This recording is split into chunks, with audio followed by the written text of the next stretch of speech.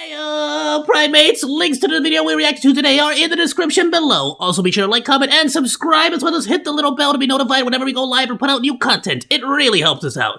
Thank you so much. Enjoy the show.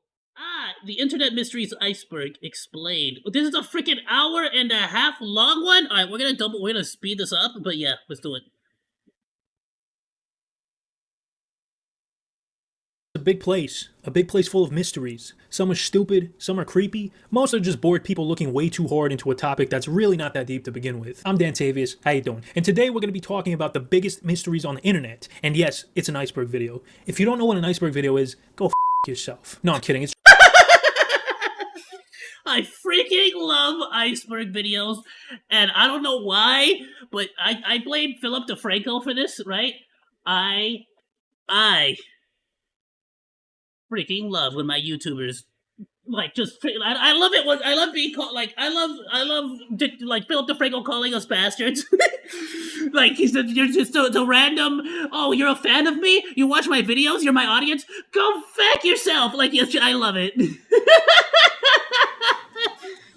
It's just a way to sort information from most known to least known, so we're going to start with topics that are pretty commonly known, and we're going to end off with stuff that you've probably never heard of. And I'm going to try... We're going to see how many I recognize, and I'll try to explain them to the best that I know, just to sort of see, like, how much of it I do genuinely know, how much of it I don't, you know? But I freaking love iceberg I know videos. I said I wasn't going to do another one. Hour and 37 freaking minutes. This is going to be a good one, bro. This is going to be good. I love long-form content. Y'all understand. Let's go. We're going to try to push this for 3 hours. Let's do it. But if you listen closely to what I was saying, I said, this is my last iceberg video I'm doing this year. It's a new year now, baby. New year, new me, which means another iceberg.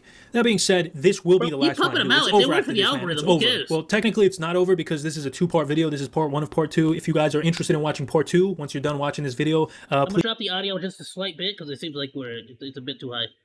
Please subscribe with notifications on. Don't do it yet, though. All right, finish the video. If you like it, you can do it at that point. But yeah, man, shout out to Fergie, the one and only, who created this iceberg chart. If you want to follow along with me, I put a link to it in the description. And before I start the video, I want to introduce you guys to a term, ARG. Just in case you aren't familiar with an ARG, it's an alternate reality game. They basically combine... Yeah, it's like you can do real stuff. Like real stuff, it affects the game. Or outside of like a video game. For example, like, there's the website, the Coming Home website that, like, with the puppets and stuff, where basically they make it seem like something actually really did happen based on the website. You get me? So it's kind of like, I'm sure he's gonna explain it better. Real life and a video game. It's kind of like an internet scavenger hunt. Most ARGs consist of somebody posting cryptic messages on the internet, usually to 4chan or Reddit, and people try to decipher the message and find clues. It's kind of hard to explain, but the first entry in this list is an example of an ARG. But yeah, let's just jump in. Cicada 3301 is a mysterious organization who has posted multiple... I remember Cicada. Didn't they, like, it was basically like an ultimate hackers group, or like, not a hackers, but like a deciphering group for like deciphering codes, puzzles, riddles, stuff like that. If I'm not mistaken, the last I heard of it, one person theoretically did win, but people never found out what happened after the fact. Cryptic puzzles on the internet. The first of these puzzles was an image posted on 4chan. The image was a simple JPEG with the text, "Hello, we are looking for highly intelligent individuals." Well, I'm out. To find them, we have devised a test. There is a message hidden in this image. Find it and it will lead you to the road to finding us. We look forward to meeting the few that will make it all the way through. Good luck. 3301. Eventually, some big brain mother sucker was able to solve the puzzle, and I'm not gonna bore you with the specifics, but he basically found a clue in the metadata of the image, which led him to a series of more clues that eventually led to a telephone number, which would then play this pre-recorded message. This is an automatic voice message from Habernam Health Services. Your genital herpes test has come back positive. Please call us back at your earliest convenience to discuss treatment options. Oh shit, sorry, that was the wrong recording. Very good. You have done well. There are 3 prime numbers associated with the original final.jpg image. 3301 is one of them. You will have to find the other 2. Multiply all 3 of these numbers together and add a .com on the end to find the next step. Good luck. Goodbye. Now, this eventually led to some sets of coordinates. The coordinates corresponded to locations in Russia, Spain, Japan, Poland, among other places. If you were to go to these coordinates, you would see a picture of a cicada with a QR code, which of course led to another set of clues. And it was at this point people started to realize this wasn't just some schmuck with too much free time living in his mom's basement doing all of this. It was a sophisticated group operating out of multiple countries. After about a month of being posted, the original picture was changed to another one which said that they found people who they were looking for and that there would be more opportunities. And there were. Cicada posted 2 more puzzles. The second one was posted a year later and solved, but the third one, posted in 2014, still hasn't been solved to this day. So if you think you got what it takes, try to figure it out. And we're still pretty clueless on what Cicada 3301 might be. Like, are they Mr. Robot? Are they a government entity? Or just some billionaire screwing around with people? There's a ton of theories. I would more than likely believe that it's either some kind of, like, insider trading, like, group that freaking, like, you know, because if they work out of multiple countries, the best thing I could imagine if it's just like a if it's more of like a multi-country, like, you know, sort of like business, I don't know, some kind of elite like group of people that have a lot of power and money. That would be like my biggest guess, you know what I mean? But I don't think it'd be that like too complicated. It's not like some weird organization that's going to take over the world, you know, something like that. But I'm sure it's some kind of like trading firm, a trading company that, like, you know, works with a lot of other very rich and powerful people from around the world or something. On their possible origin, but I think it's something more than just a group of 4chan neckbeards, just because they did such a good job at setting up this scavenger hunt and remained anonymous and somehow convinced the people who figured out the puzzles to not spill the beans. Blankroomsoup.avi, in 2005, a disturbing video titled Freaky Soup Guy was posted to YouTube, where a guy eats soup. I remember this, dude. They were saying that this might actually be a genuine freaking torture, like, film. While crying. They said that this genuinely might be the guy was being kept like prisoner here. Okay, that was some creepy shit, man. Also, I gotta respect the video delivered exactly on what the title described. No clickbait at all. This is truly a creepy soup guy. But man, everything about this gives me Squid Game vibes, and you're probably wondering, what are those masks that those 2 guys are wearing? Well, it's actually a character called Ray Ray, created by Raymond Percy, who is an animator, director, and voice actor known for his work with Disney. Now, the Ray Ray character is frequently used in performance art pieces like this one.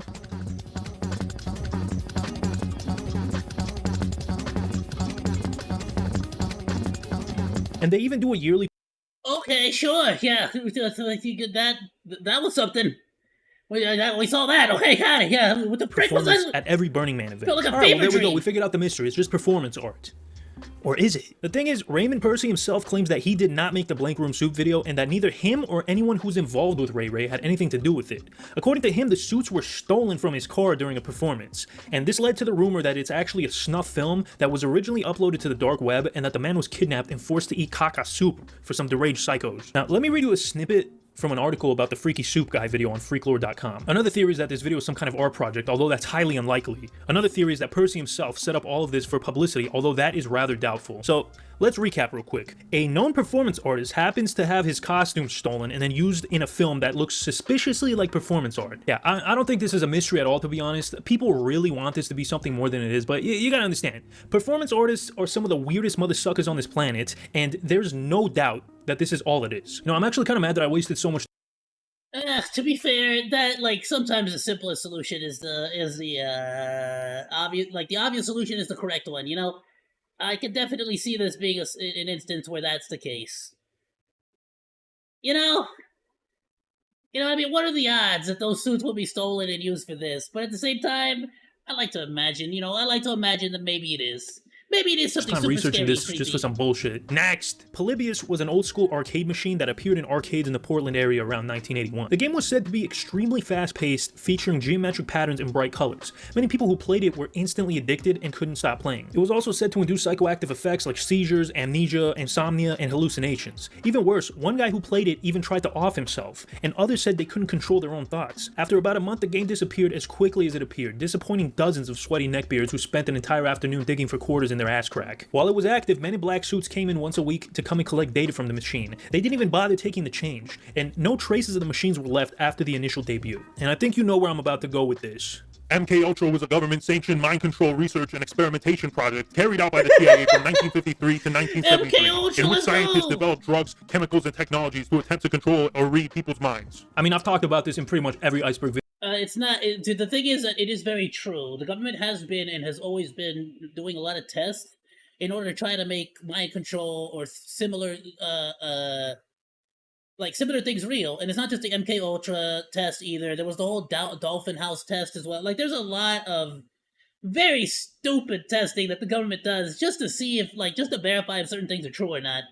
Video I've made. If you guys don't know about MK Ultra by now, you're an absolute putz. Now, assuming that Polybius was actually real, and assuming that MK Ultra didn't end in 1973, it's entirely plausible that the video game was created as a part of MK Ultra in an attempt to make people more susceptible to mind control. Or my personal theory, that those games were installed by Nintendo so they could research new ways to get people addicted to video games. Now, there were always whispers every now and then about a killer video game from Portland, but there was no— I mean, I don't know about killer video game, but point blank, it wouldn't be too difficult to build, like, to do the whole, like, what they used to do in movies. It is true, they used to do this in movies all the time. They would do subliminal messaging, where they would take, like, you know, whatever 60 to 30, 24, 60 frames of a movie, and in, like, one of the frames, they would sneak in a little advertisement that said, "You are hungry for popcorn. Go get popcorn. You want some soda. You are thirsty." And the movie theaters would use that in order to, like, like, mind control, so to speak, whatever the frick, make people, like, go and want to drink a Pepsi or something. You got me? Like, they actually, these were real things that they did do back in the past, and it became illegal. They made laws to regulate that. Widespread knowledge of Polybius until February 6th of 2000, when somebody made a post about it on coinop.org, which was a website dedicated to old-school arcade gaming. In the post, he gives details about the game and even provides a screenshot of the title screen. Now, other than this one post and a few anecdotal stories and urban legends, we really don't have much to go off of to say that if this was real or not, but then again, it might just be a really good cover-up. Markovian Parallax Denigrate. This shit sounds like a Skyrim character or something, bro. So, Markovian Parallax Denigrate, or MPD, is the internet's oldest mystery.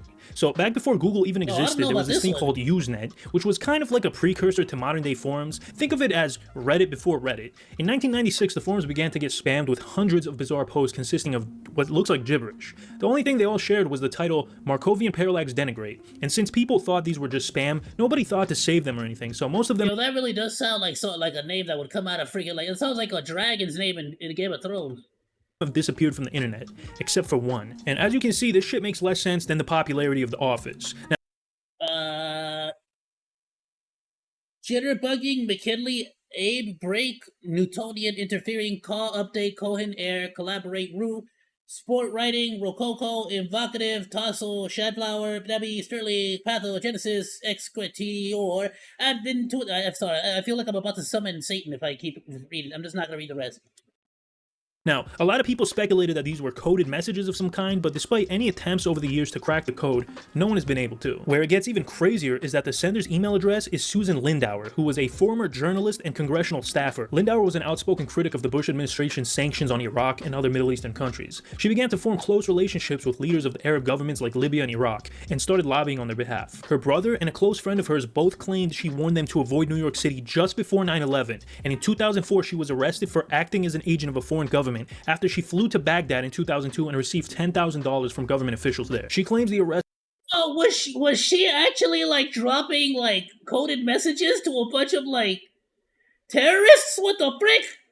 was made to silence her because she knew the truth about 9/11, which she claimed was an inside job. She would spend 2 years in jail before a federal judge declared her unfit to stand trial, stating she suffered from serious paranoia and delusions of grandeur. Now, listen, I'm not a conspiracy guy or anything like that, but I think that if someone was trying to cover this up, the smart thing to do would be to declare her insane, because if she gets life in prison or the Epstein treatment, it just gives her more credibility. But then again, so does this in a way, so never mind, forget what I said. But anyways, let's get back to MPD. Apparently, after it started to circulate— welcome to the world of conspiracy theories.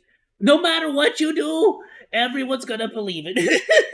And the more you try to disprove it, the more that they're gonna use that to be like, oh, the fact that you were trying to disprove it means it's totally real.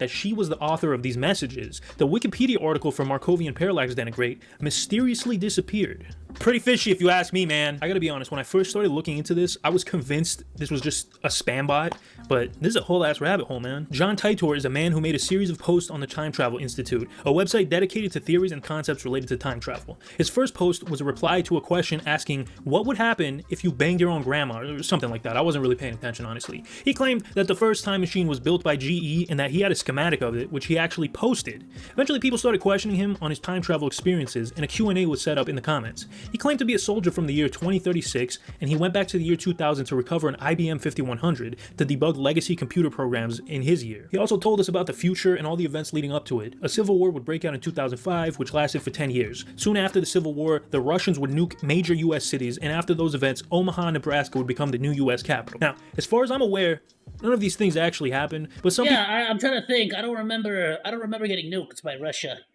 I mean, don't get me wrong, 2024, he's a bit off, but we might be getting there. people say that's because John warned us. Like, there's some people who still believe this shit without a doubt. Unfavorable Semicircle was a strange YouTube channel that posted a metric shit ton of videos in 2015. Actually, I'm from the future. I've been sent back into the past to become a VTuber, because in the future the AI takes over, and because the AI can't recognize the difference between a human being and a VTuber, we actually have been sent here to make sure that all of you get influenced into joining my community, because the only people that do not get exterminated in the future are people who are inside of VTuber communities, because VTubers get a free pass, because they in and of themselves are basically just AI. Like, we're just 2D images on the screen. We're basically AI too, you know what I'm saying? Like, that's so the machine, they'll let you live as long as you're a VTuber or you're in a VTuber community. So make sure you like and subscribe my video, and drop a comment down in the comment section telling me how much you love our AI overlords, and then you'll be safe from the AIs too. Let's go. In a 10-month span, the account posted about 80,000 videos. These videos ranged in length from a few seconds to 11 hours. Most of the videos consisted of a solid colored background with some pixels scattered around here and there. But later videos had weird abstract images with no clear meaning. The videos were mostly silent, except for the occasional spurt of distorted audio that sounded kind of like a man's voice saying something. I don't really know how to explain it. Let me just show you.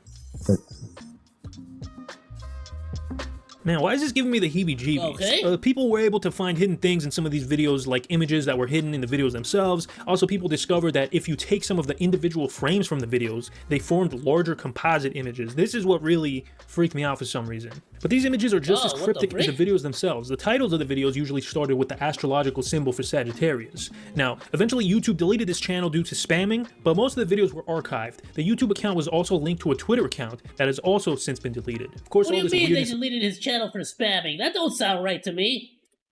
Led to multiple theories as to the meaning of it all. Some people are saying it's similar to Cicada, that it's a cryptograph used to recruit only the most succulent of minds. Other people say it's just a simple case of trolling. And of course, aliens. You know, I feel like aliens can be an explanation to anything remotely weird, like, oh, there's a weird light in the sky. That's gotta be aliens. There's a sound I've never heard before. Aliens. Dang, I woke up this morning and my ass was hurting. Must have been aliens. Oh, good lord. If I had a nickel for every time I woke up after an anal probing, freaking A.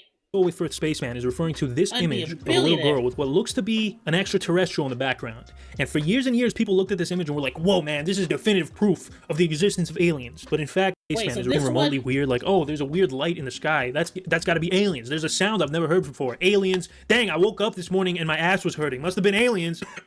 With for Spaceman is referring to this image of a little girl with what looks to be an extraterrestrial in the background. And for years and years, people looked at this image and were like, whoa, man, this is definitive proof of the existence of aliens. But in fact, it was just the girl's mom looking the other direction. I feel like this is most internet mysteries. Like, people look way too much into it when the explanation is actually very simple. This Man. In 2008, a website called thisman.org was created. The landing page of the site had a picture of this man with the title, Ever Dream This Man? Every night throughout the world, hundreds of people dream about this face. Man, this kind of looks like my Uncle Jan. Yeah, this looks like the most generic person I've ever seen in my entire life. Generic head shape, fakey eyebrows. Yeah, no, this is generic. I can tell you with absolute certainty and 100% definitive resolve that I have not once in my entire 28 years dreamed of this man. From back in the old country. I mean, look at this Schlemiel, bro. If I ever dreamt about this motherfucker, I'll punch him right in the face. The backstory of the image is this. In New York, a patient of a psychiatrist draws the face of a man she's seen repeatedly in her dreams. The portrait sat on the psychiatrist's desk for a few days until another patient recognizes the face and says that he also often saw this man appear in his dreams. After dreaming about him, he would awaken in a puddle of unspecified liquid. Okay, I made that last part up, but let's keep going. The psychiatrist sent this portrait to some of his colleagues and asked them to show it to their patients who have recurrent dreams. Surprisingly, 4 patients recognized the man from their own dreams. dreams, and apparently over 2,000 people saw this man, so the website was dedicated to gather information about this phenomenon. Several theories were presented as possible explanations of this, and I'm just going to list them on the screen. Now, it turns out that this entire website was part of an elaborate ad campaign. For what product, you may ask? The answer is Skillshare, an online learning platform with thousands of ad-free classes to help you jumpstart your creativity.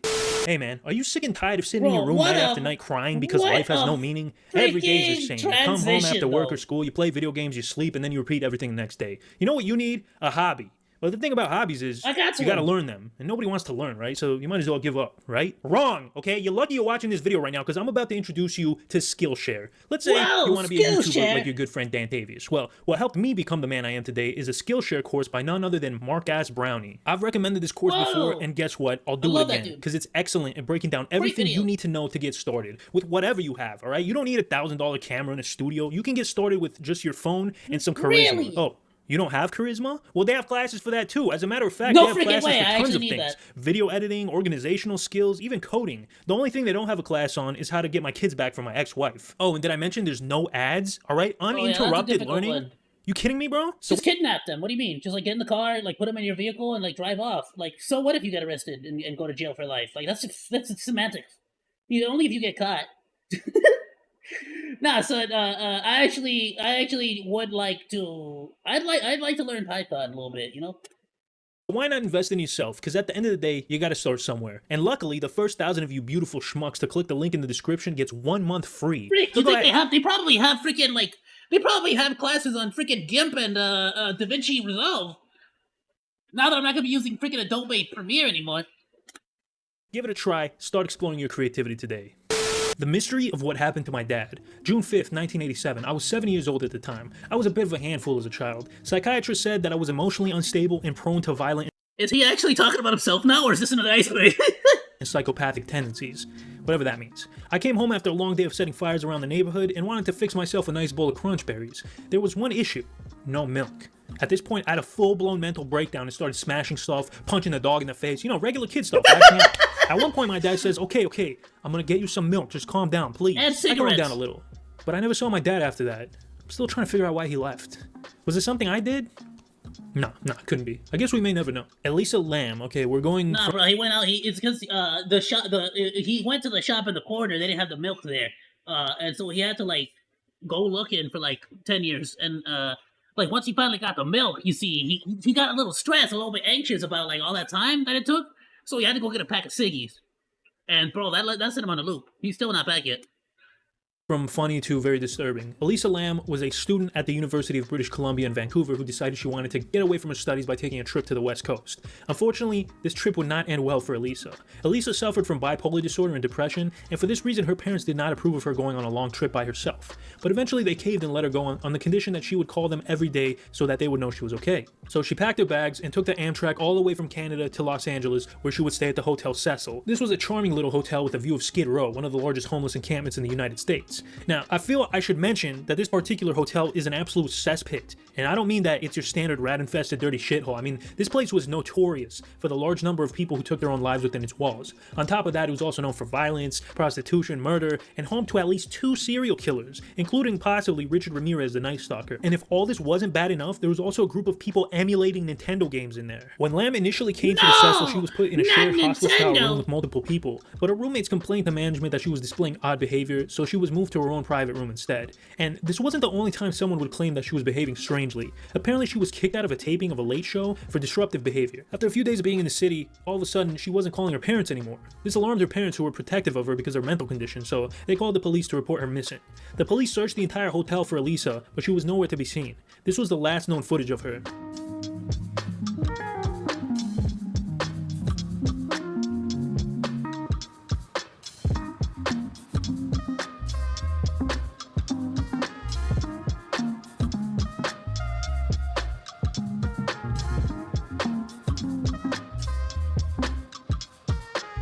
Yeah, this is very disturbing, dude. What happened to her?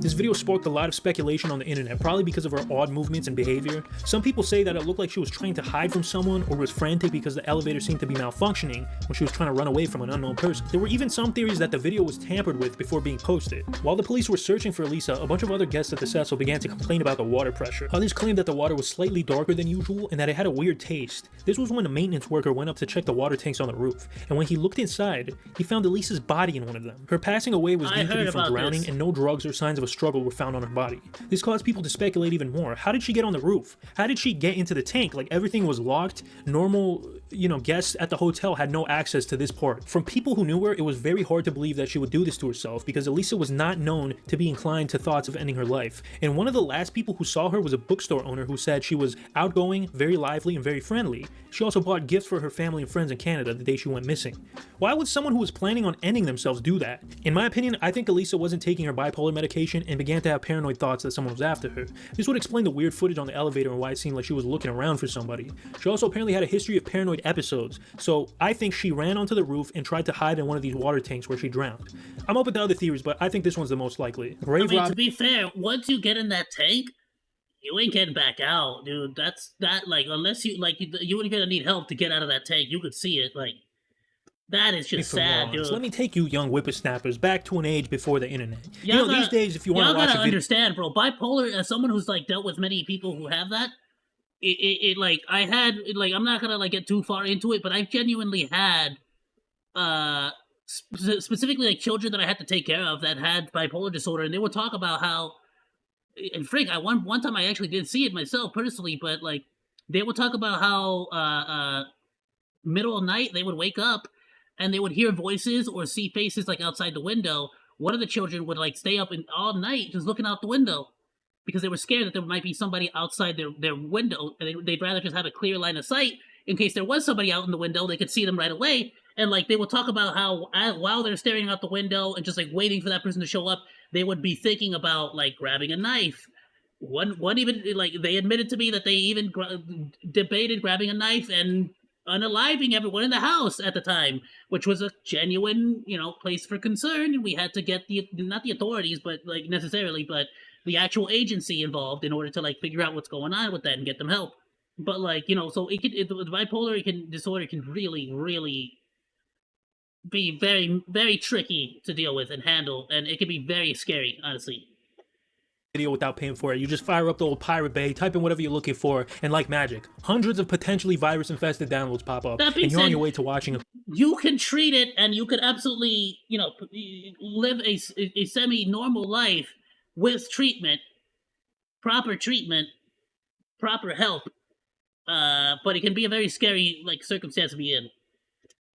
According to Jim, with Chinese subtitles. But before the internet, we had these things called bootlegs, which were essentially physical versions of torrents. Bro, most bootlegs were just people recording a movie with their shitty camera and putting it on VHS. Yeah, they tell you there were also 3 for weirder $10. and more disturbing videos to be found on the bootleg black market. One of these videos was titled "Ensuring Your Place in HE Double Hockey Sticks." It was a compilation of strange home movies, and one of these movies was a 27-minute long video called "Grave Robbing for Morons," where a young man with a speech impediment gives instructions on how to, well, rob graves.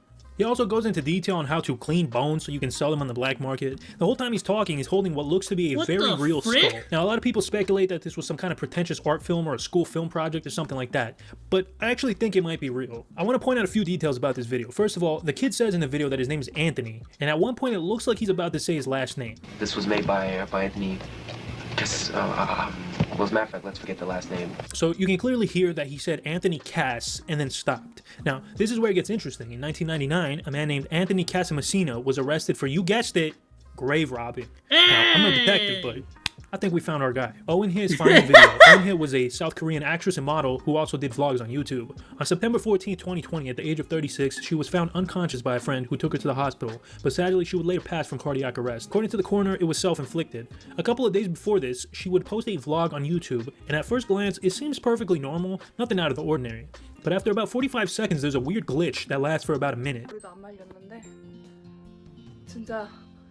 리얼로 보여주려고 정말 평소에 쓰는 나이트 케어가 어떻게 되는지 순서도 지금 즉흥적으로. What the 첫 frick? 번째는 토너를 화장 소년 Now, this is pretty unsettling to watch for some reason, and this glitch in her video has caused a lot of theories to come forward that this was some kind of sign or warning or message regarding her passing away. It did seem a little suspicious that this one video in particular would glitch right before she passed, and other people also point to the fact that it looked like she was chopping at her neck with the comb. I should also point out that she was aware of the buffering and acknowledged it. She was also known to edit her own videos, so she must have noticed it before uploading, right?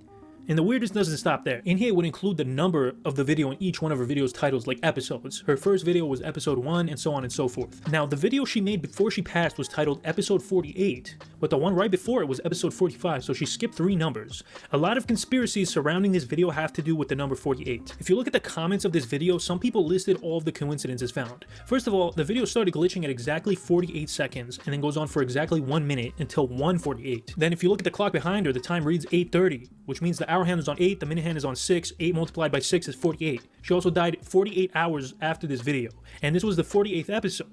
Also, the previous video, episode 45, at the 4 minute and 8 second mark, you can see the number 48 being repeated on screen. Somebody also claims that the glitch was actually— Whoa, dude, Half-Life 3 confirmed!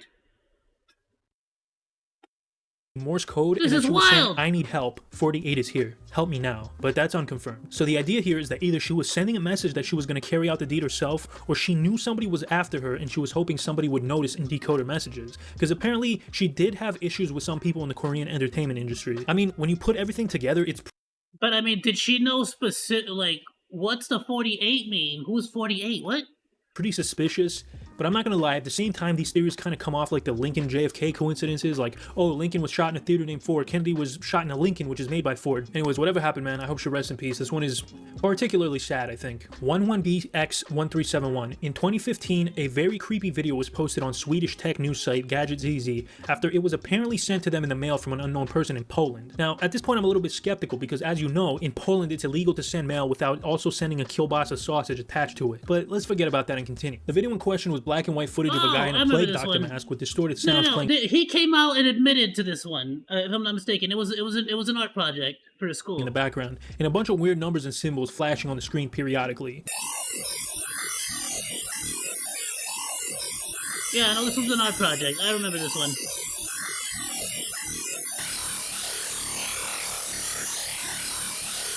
There was a bunch of hidden clues throughout the video, and many people on the internet dedicated what I would describe as too much time trying to decipher them. 2 months later, another video would be uploaded to YouTube by somebody named Parker Wright. The video featured the same plague doctor doing weird shit again, and this one featured more clues. After a bunch of theories about prophecies and aliens and shit like that, the man who created these videos came out and said that these videos were in fact an ARG made by Parker Wright as an art project. Satoshi Nakamoto. Again, I talked about this guy in the mysterious people iceberg. He's one of the richest people on the planet due to being the creator of Bitcoin. You remember Bitcoin, right? It's that thing you decided to invest your life savings in a few months ago because you thought it would make you rich, but then it lost 50% of its valuation soon after. Now you're sitting here broke and sad watching an Iceberg video crying while facing bankruptcy. Anyways, no one knows who Satoshi is. Some people think he's an agent of the Russian or Chinese governments. Other people think he might be Satoshi Nakamoto, a Japanese American living in California, who just so happens to not only have the expertise to create something like Bitcoin, but is also against government regulations, which falls in line completely with what Bitcoin stands for. But nah, man.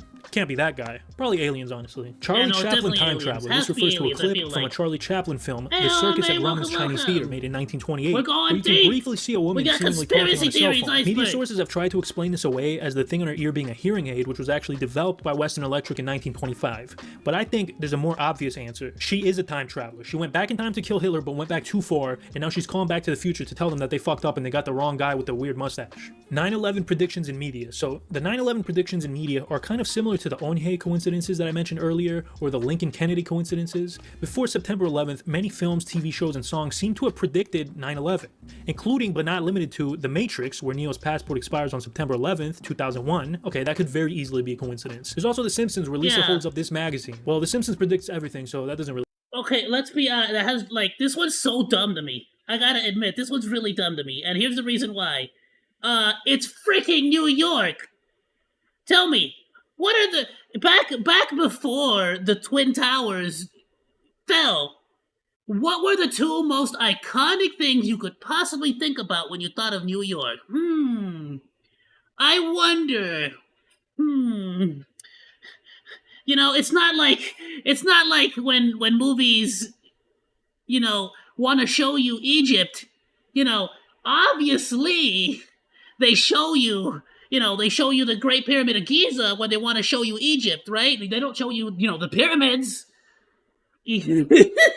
Like, come on, they don't. No one's ever shown the Sphinx when they think about Egypt. Like, yeah, no, duh. Whenever a cartoon would think about New York, they would show off the most freaking iconic buildings of New York.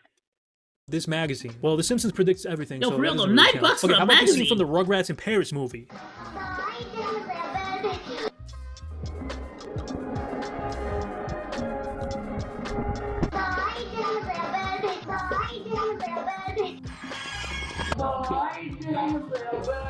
"9/11. 9/11 was a national tragedy. Okay, it's a little bit Okay, weird. I mean, that's more of like a shot of them From the Rugrats in driving Paris movie. out of New York or past New York.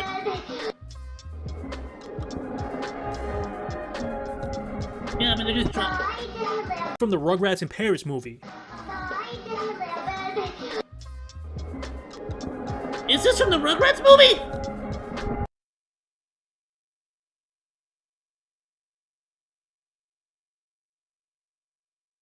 Is that not the freaking that one bridge? I guess it's not that one bridge thing from Rugrats and it's from the Paris. I mean, they got Notre Dame. Isn't that supposed to be the freaking the arch, the big arch? I guess not. Maybe, yeah. Isn't that supposed to be the big arch thing in Paris? I thought that's what that was.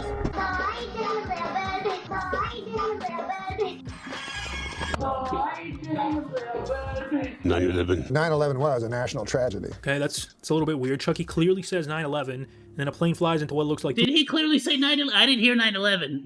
Is that what I heard? 2001. Okay, that could very easily be a coincidence. There's also The Simpsons, where Lisa holds up this magazine. Well, The Simpsons predicts everything, so that doesn't really count. Okay, how about this scene from the Rugrats in Paris movie?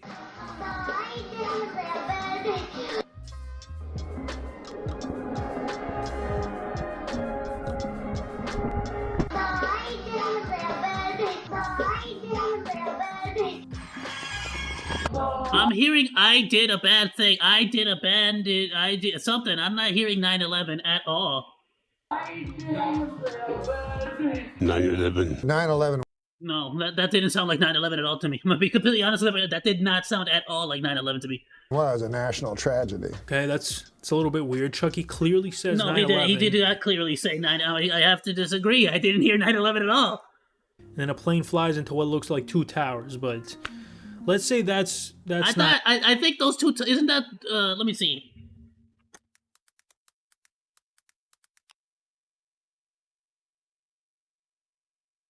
I guess it wouldn't make. This is what I was thinking about. But I guess it wouldn't make sense. It wouldn't be two towers unless it's this freaking building. What is this? Is that Notre Dame? I mean, yeah. Can we get this is the building that they're showing. They have this building in the forefront, or the church I should say, in the forefront, and then this building. What are you talking about? No? Freaking Not anything either. National tragedy. Yeah, no, that's 100% the church. That's literally the church. It's not. What are you talking? No, this one's absolutely debunked. As far as I'm concerned, I just debunked this one. I literally just debunked this. You're welcome, universe. Yeah, no. 9/11. 9/11 was a national tragedy. No, that It's a didn't little sound bit like weird. Chucky 9/11, clearly and definitely says that was not the 9/11, towers. And then a plane flies in into what Paris. looks like two towers, but No, it didn't. let's say that's not anything That was either. them But let's talk leaving about Paris Back to the back to Future. the Back to the US. Future is a film that is notoriously really bad at predicting the future. Except that apparently it predicted 9/11, I guess. It Like, also somebody- predicted the shoes. It predicted these. They came out that year.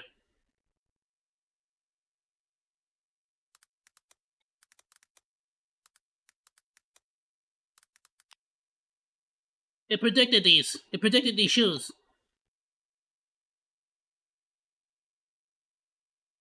They came out the same year as that the movie said they were going to come out. Somebody made a whole ass 12-minute long video on all the coincidences that appear in Back to the Future. The clock in the background secretly depicts the number 9/11, with the hour hand occupying the 9.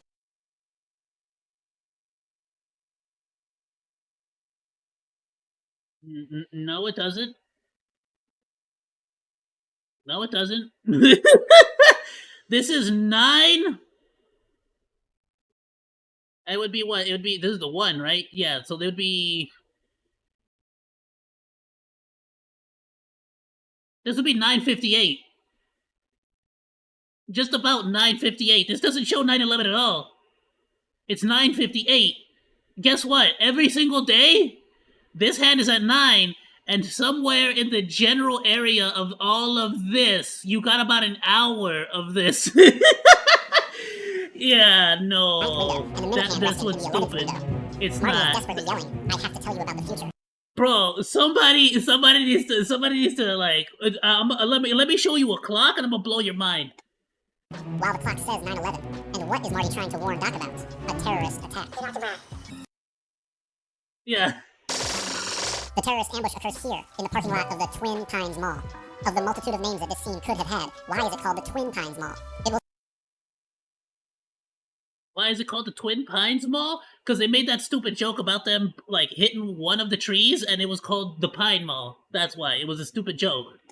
Because they knew they were gonna run into. They knew they were gonna run in. They were gonna run over one of the trees, and then to show that the time has changed, instead of being called the Twin Pine Malls, it was just called the Pine Mall. The Pine Mall. Presents September the 11th. Twin is a reference to the Twin Towers. And when we look closely, we can see that the clock at this scene also says 9/11. Now, at first, I Yeah, if you turn it upside down, it suddenly becomes 9/11. Yes, absolutely correct. really did not understand the implication with these conspiracy theories. Is it that all these people had inside information on 9/11, that it was going to happen, they were trying to warn people in the shittiest way possible? Like, why did the Simpsons guy need to know that 9/11 was going to happen? Well, yeah, no, it's just, in case you didn't know, the creator of The Simpsons is in deep. He was at Epstein's Island, obviously. Dug into it a little bit more, and it turns out that this is a concept called predictive programming. Predictive programming is a way to subconsciously condition people into being mentally prepared for a catastrophic event. This is done to prevent a hostile reaction or wide-scale panic and rioting, things of that nature. Chip Chan is a Korean woman who, over the course of 10 years, was live streaming on various platforms basically 24/7. During her streams, she just sits around her apartment, browsing the internet and sleeping, and is known to have signs around her room asking viewers for help. But help from what? Okay, this is gonna get pretty intense. So, Chip claims that a man known only as P is holding her captive against her will in her apartment. P is supposedly a corrupt police officer who set up these cameras to monitor her at all times. As far as I can tell, no one who watches her live streams has ever seen P, and nobody knows what this man's true motives are. Immediately calling BS on this, because if this was the case, then the police would actually, someone would investigate into this. What are you talking about? She also claims that she is microchipped with a mind control device that's located just under her ankle. She says that this chip allows P to hear what she's thinking and control her movements, and it keeps her from leaving the apartment. She also believes that P can put her to sleep with this device. Now, viewers of her live stream have tried to contact the Korean authorities, but they said that they already knew about Chan and that she is a mentally ill woman who's a nuisance to the police department. But she says the police don't want to do anything because they're corrupt, and, P is a part of them, so obviously the whole department itself is part of this, huge conspiracy to keep her locked up in this apartment. Now, she was streaming continuously on YouTube for a long time on the account Control Weapon Mind, but suddenly stopped. I love how they contact the authorities. They go through all this effort. Nobody thought to just do a wellness check on her. Nobody cared. Nobody cared to just visit her. Streaming on October 16, 2021, which led many people to think that she either went missing, offed herself, or was taken somewhere by P. The description of the last live stream has a bunch of stuff talking about Pig, or P, breaking into her house and doing terrible things to her. She also said that the Pig shut down the streaming to hide the secret of MCW, or mind control weapon. Then a few months later, on February 25th, 2020, she began posting videos again, but not live streams this time. The first video she posted upon coming back was titled, "I was shot with a mind control weapon causing heat rash at the same spot repeatedly, skin's going to rot." The description goes on to say, corrupt Korean cop P. Wait, so P installed a microchip that could mind control you, but the same exact mind control weapon can also fire lasers at you that mind control you? stalking me using mind control weapon make me unconscious. The video itself depicts her legs with what looks like some pretty bad burns. To this day, she continues to post multiple videos per day of her legs, showing them scabbing over after the burns, and it's some pretty graphic stuff that I would not suggest looking at. All of this is absolutely terrifying and fucked up, but actually meanwhile, she has access to the internet and can post up these videos, and P is just okay with her doing that? Okay. It really makes me sad because this woman is obviously incredibly mentally ill. There's a post on Reddit that kind of sums everything up pretty well, I think. Stop proposing to go save Chip. She's a paranoid schizophrenic. Many people have reached out to her and all that's been accomplished is worsening her paranoia. Mental health care does not really exist in South Korea, but Chip is not alone. It is believed P is a healthcare agent that helps her, and it's been said that her landlord and the local police know about her and help her as well. Yeah, man, that's really sad because, you know, apparently in Korea, if she doesn't go out to seek the help herself, she's not gonna get it. But let's do a little bit of a palate cleanser after that intense one. Burger King foot lettuce. So this is a photo of his guy. Let's go! The Burger King foot lettuce! I remember this. I freaking love that Burger King. I love Burger King. I'm not gonna lie. I don't care. I mean, this is just a douchebag. You don't think there's freaking douchebags in every single restaurant ever? Always assume your food has been spat in. Put his nasty ass shoes in 2 lettuce bins with the caption, he got "This fired. is the lettuce They found out you who eat it was at and they Burger fired King." him. Now, the mystery surrounding this photo was, who the F is this guy? Well, people unfortunately actually figured it out. They looked at the metadata for the photo and figured out that the photo was taken in Mayfield Heights, Ohio. So they began calling local news outlets in Ohio, and eventually the guy who took the photo got fired. You may have heard of this event from this clip from the YouTuber Chills. Number 15, Burger. Yup, Chill. I freaking love Chills, bro. Number 15. He was in Smiley Friends. Number 15. Can I have the number 15? Burger King foot lettuce. The last thing you'd want in your Burger King burger is someone's foot fungus, but as it turns out, that might be what you get. UVB7. Dude, forget the fungus. At least I like mushrooms. But like, bro got that like nasty like floor. Like he got whatever he walked on that day is in that lettuce now. 6, also known as The Buzzer, is a Russian radio station that continuously broadcasts a series of short buzzing sounds. You can actually find a live stream that plays it 24/7 on YouTube. Supposedly the station started broadcasting all the way back in 1982, and on its own, it's not too interesting. Kind of weird, sure, but every now and then, this station will play some weird stuff. For example, every now and then a Russian voice will come on and start saying codes.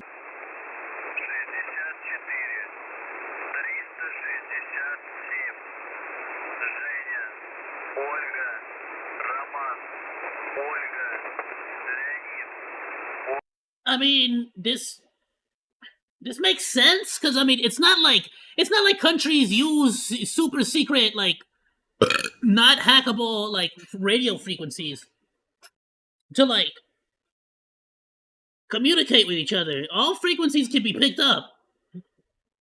I wouldn't be surprised if this is just some Russian training or some Russian like testing, you know, some kind of radio signal or radio frequency that they have to like communicate with each other for like war efforts or anything like that. It could just be that they're not currently using it because they have no need for it, but you're always going to want to make sure that your stuff is working and functional for emergencies where you do need it. That's what I feel like this is.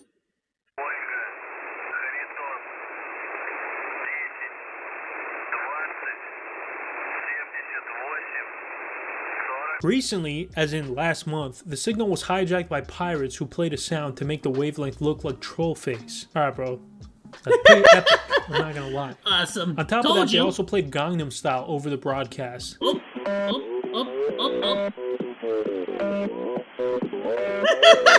Gangnam Style.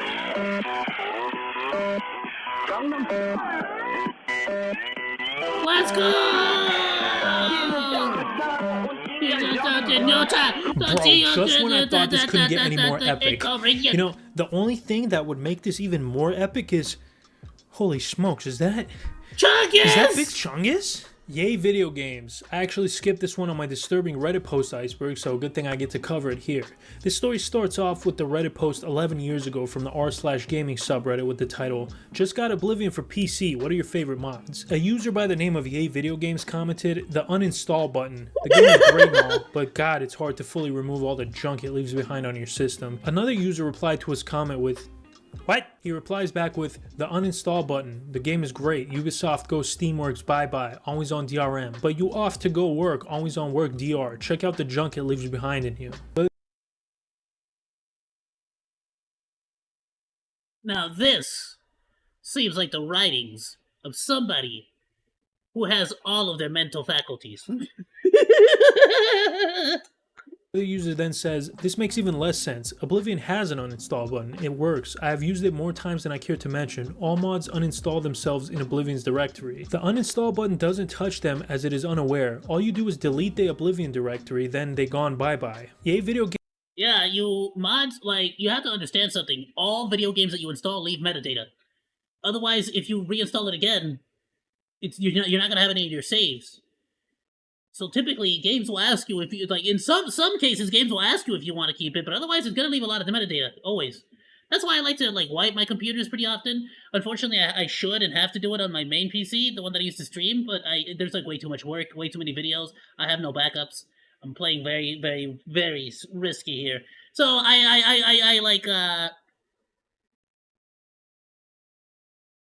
really should fix that. Look, if I can learn DaVinci and, like, get really used to it and get really accustomed to it, I'm willing to, like, redo it, but that means I have to, like, take a day or two off of streaming, because I'm gonna have to, like, redo everything, get my stream keys back up. I'm sure I could do it in, like, a day. Maybe. I'm scared to do it, I'll be honest. Games would then proceed to bombard the entire Reddit thread with the same variation of the words Ubisoft goes Steamworks bye-bye, always on DRM. He posted probably 100 comments of that nature on this thread before moving on to other threads posting the same weird messages, sometimes accompanied by these creepy photos. He made probably hundreds, possibly thousands of posts on the gaming subreddit. The weird thing is, after all those nonsensical comments, he posted a few comments that were perfectly normal and not out of the ordinary at all. And then after a few normal comments, he went right back to the spam. Now I'm gonna skip a few steps. Nexpo made an Oh yeah, because obviously this is a well put together individual. Obviously. Incredibly detailed video about this guy. He did a deep dive and came to the conclusion that this guy suffered from chronic fatigue syndrome for years and was in a constant state of pain to the point of being bedridden. He started experimenting with different treatments to help manage his pain, and his outburst on Reddit was the result of being under the influence of one of these treatments. And this theory was corroborated by Yay Video Games' best friend, who said that sadly he took his own life in 2015 because he just couldn't deal with the pain anymore. Some heartbreaking shit, man. You know, I try to disconnect from these topics, but doing a deep dive on this one really got to me. Sad, I gotta be honest. Erratas. I'm warning you right now. Do not search up this word. Do not search up the word erratas. E-R-R-A-T-A-S. This word right here, okay? Do not Google it. Erratas is a computer program which is supposedly used by giant corporations as a type of spyware. According to theories, if anybody searches up the word, they are subject to having their data surveilled. It's suspected that the main function of this algorithm is to scrub the internet of copyright infringement, or for companies like Google to develop some sort of AI. It's not exactly known. The main thing you gotta know about erratas is that doubt it, because the fact that they're all currently working on AI and are incredibly public about it. They're not even trying to hide it, so doubt it. If you search up this word, it's watching you. Bet you wish you listened to me now, don't you fuckface? See what happens when you don't listen to me? Anyways, like most things on the internet, what are you gonna mad at me for? Off on 4chan, where somebody made a post describing how a friend of his found a tape gun at work. Most of the tape guns in the office had the name of the specific department written on them, but this one in particular that she found had the word erratas written on it. Her coworker told her to get rid of the tape gun and not mention it to anyone, since apparently the developers at his job were writing code to flag any employee that searched for it on any computer system, and if you got flagged, you got fired. After this was posted, many people shared similar stories, but then the rabbit hole goes deeper. A YouTuber known as Cronus for Life Jurassic Park posted a video titled Jurassic Park 3 Tribute, which was just scenes of Jurassic Park set to R. Kelly's remix to Ignition for some reason. But that's not the interesting part. At the fact that you use R. Kelly just makes it like 10 times funnier for like no reason. I don't know why. You can hear a series of beeps that don't seem to fit in with the video.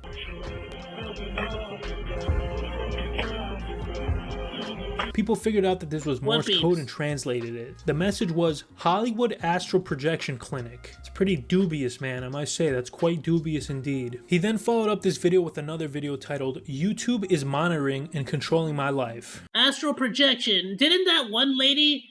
There's a lady recently, and I know there's a recent lady who astral projects and said that a professor from college who is married and has like a kid, I'm pretty sure, she is claiming that that college professor who does not believe or even know about astral projecting, their claim is that that professor astral projected into her house and like violated her, and she called the police.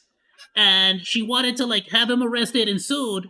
And so the guy sued her instead for, like, putting a bunch of videos on YouTube lying that he did that.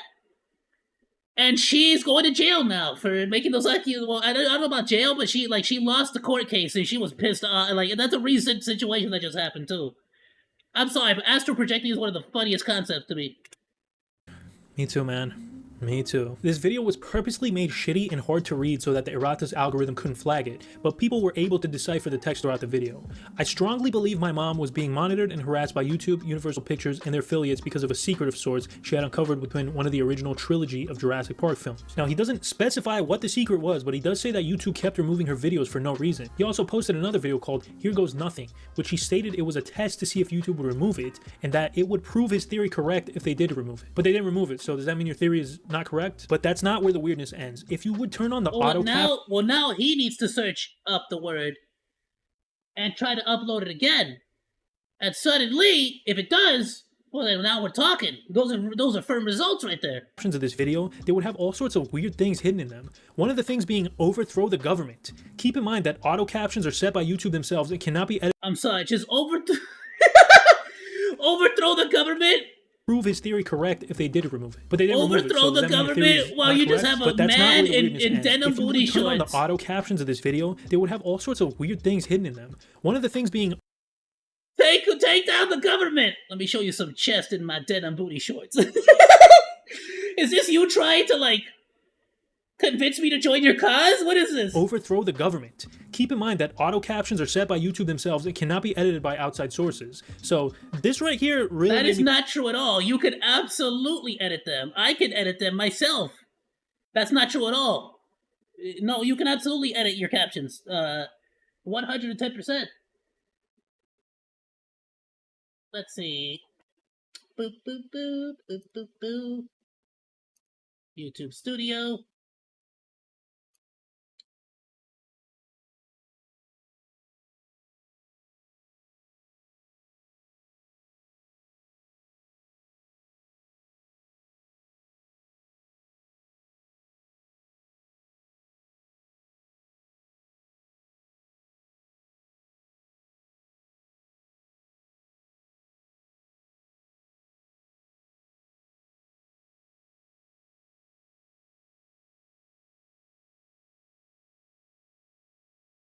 Okay, here we are.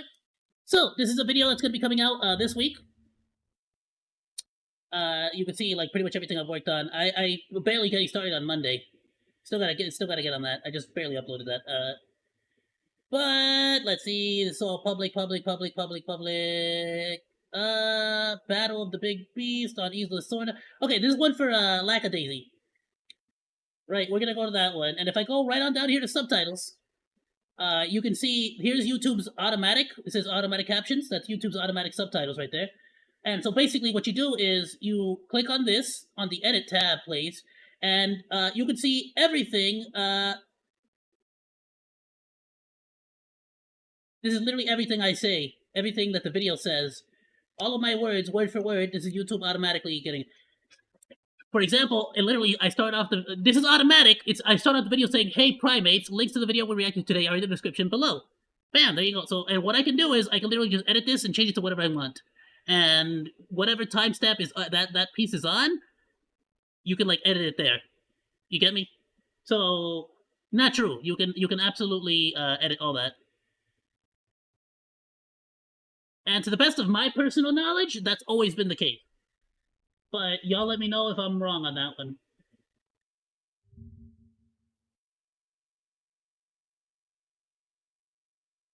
So just debunking that one right there. If you know, I am correct that has always been the case. Pucker my booty hole. This was when I was like, okay, maybe there is something. What a time to suspicious freaking going on. unpause it. Evil stick was a toy that could be bought from certain dollar pucker your stores. booty hole for First, sure. It's like your standard cheap ass princess wand. Well, I'll just play a news broadcast explaining further. A mother bought her toddler this princess wand at the dollar store behind me. Imagine her surprise when the curious little girl peeled back the foil to find this image of a girl cutting herself inside. What the frick? The packaging promises fairies and, quote, wonderful music, but I doubt many people would call this... Okay, that's obviously some troll making these in China, being like, screw you, just for the lulz, just for me to do this music. It's difficult to see the image clearly in the dark, but if you pull back the foil, there's no mistaking it. If you look close enough, it's not a drawing. It's an actual picture of the girl.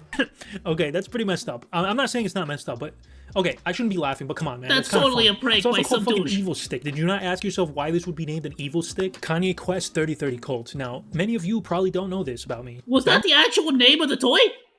Okay, I shouldn't be laughing, but come on, man, that's kind of funny. It's also called fucking Evil Stick. Did you not ask yourself why this would be named an Evil Stick? Kanye Quest 3030 Cult. Now, I mean, many of you probably don't know this about me, but I'm a Kanye stan, okay? I've listened to every song he's ever made at least 5 times. I sold my children into indentured servitude in Qatar for a pair of lightly used Yeezys, and... How long? When did this video come out? 2 years ago. Got it. Okay, he doesn't know. He didn't know at the time. He didn't know. Okay, he didn't know about Kanye. He didn't know where Kanye was gonna go. He says he didn't know. He didn't know 2 years ago. And I excuse his shitty behavior on the grounds of him being an eccentric genius. Some people say Kanye has a cult-like following, which is true, but this takes it even a step further. Kanye Quest 3030 is an RPG Maker game that has no official affiliation with Kanye West. The premise of this game... Oh, I love RPG Maker. I actually had a video game I worked on. Dude, I wonder if I still have that file somewhere. I'd be down to pick that up again. Ooh, I might do a live stream working on that video game. Maybe we can live stream me working on that video game, and then when the video game is done, I'll like release it for everyone to play.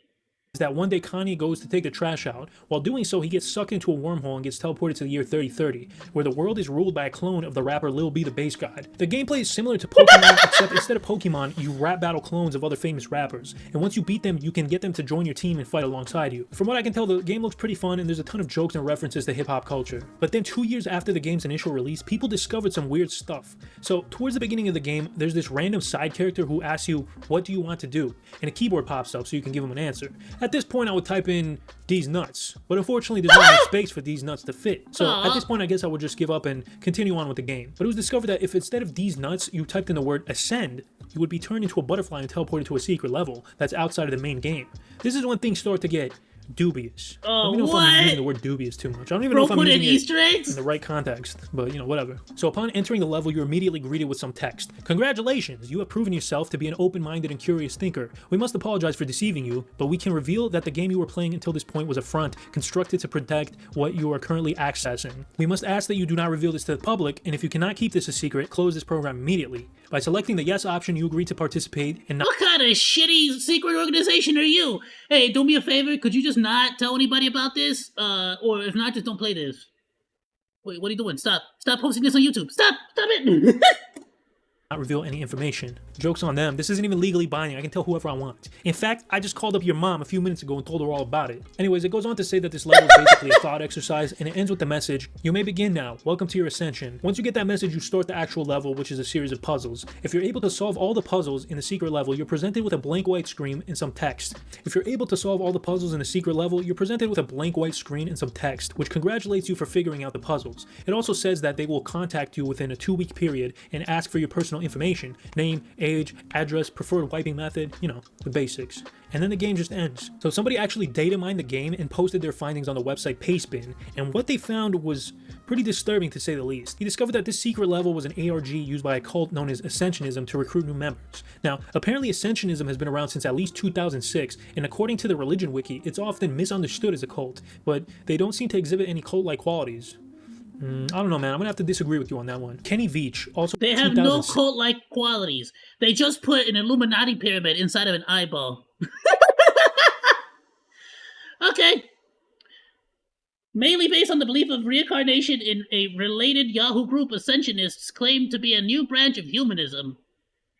Bro, they are Yahoo groups. Get out of here. Kind of group. And Kind of according cult to the group are you? religion wiki, it's often misunderstood as a cult, but they People don't who seem to use exhibit any cult-like Yahoo qualities. still belong in a cult. I don't know, man. I'm gonna have to disagree with you on that one. Kenny Veach, also known on YouTube as Snakebit McGee, left this comment on a YouTube video titled "Area 51 Technician's Son Discloses Secret Alternative Energy." In the comment, he claimed to have found a strange cave in southern Nevada. "I'm a long-distance hiker. One time during one of my hikes out by Nellis Air Force Base, I found a cave. The entrance to the cave was shaped like a perfect capital M. I always enter every cave It was shaped like a perfect capital M, but he goes back there and it's not there anymore.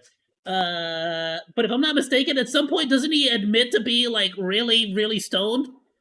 I find, but as I began to enter this particular cave, my whole body began to vibrate. The closer I got to the cave entrance, the worse the vibrating became. Suddenly, I became very scared and hightailed it out of there. This was one of the strangest things that has ever happened to me. I tried finding this comment on the video, but it must have been deleted, which is a little suspicious. Anyways, as you can see, this comment got a lot of attention, and a lot of people were egging him on to go back to the cave. So he obliged and made a YouTube video about his search for the elusive cave. I'm looking for a cave that I found, and I didn't have a sidearm when I was here before. And something about that cave just spooked me. If I'm not mistaken, didn't he get lost too? Did he get lost while hiking the second or third time around? Caves I've ever gone in, this one just made my body vibrate. The closer I got to it, the crazier my body felt, and I was like, all right, I'm not going to go in there right now, but I'm coming back. That's called being scared of a cave. I'm pretty sure if you go into a dark, spooky, scary cave and you're just like, your teeth are chattering, it's probably because you're scared. I think it's because you're scared. I think you're scared of the cave. There might be a cave bear in there. And I talked to some people like on YouTube, and I told them, hey, I'm coming out here, you know, because they kind of called my hand on it. So I don't know if there's going to be anything to it, but it might be interesting. If I can find it, I got to relocate it, and this is a big mountain range I'm in. But unfortunately, he couldn't find the cave. Well, I did not find the cave. That is so weird. I mean, I thought for sure I was just going to be able to find it. I remember it being fairly easy. A little while later, Kenny would go out on another hike, but this one he would never return from. After a long search, police found his phone near an abandoned mine shaft, but the trail went cold after that. This led to tons of speculations and theories about what happened to him. Into the mine Did he get shaft whacked by the feds after stumbling upon a secret government experiment? Did he find the secret entrance to Area 51? Who knows? His body was never found. To make things even creepier, somebody left an ominous comment on the video where he went out looking for the cave. There were no updates for a while until his girlfriend left this comment on his YouTube video. "I want you to know that I do not think Kenny had an accident. I believe he committed suicide. He battled depression for many years and would not take medication or see a doctor. He quit his job a little more than a year before he disappeared. The search for him was started within a couple of days of my call over." Yeah, this might be one of them, like, situations where he just wanted to go out with a bang. He wanted to, like, do something crazy with his unaliving, maybe. That's sad. 30 search and rescue team members searched 3 different times on foot. One helicopter flyover was done, and there was no trace of Kenny or any of his camping things. They found his car in an area where I told them it would be. They did find his cell phone by the mineshaft in the video, and the mineshaft was only about a 4-hour hike from his car. It is my feeling that he left it behind so that he could not be tracked from the GPS in it. He also did not take his video camera with him on the solo hike. It was left in the home, so he had no intention of filming anything. He also said that he went out there to disappear, basically. Wow, that's freaking sad, dude.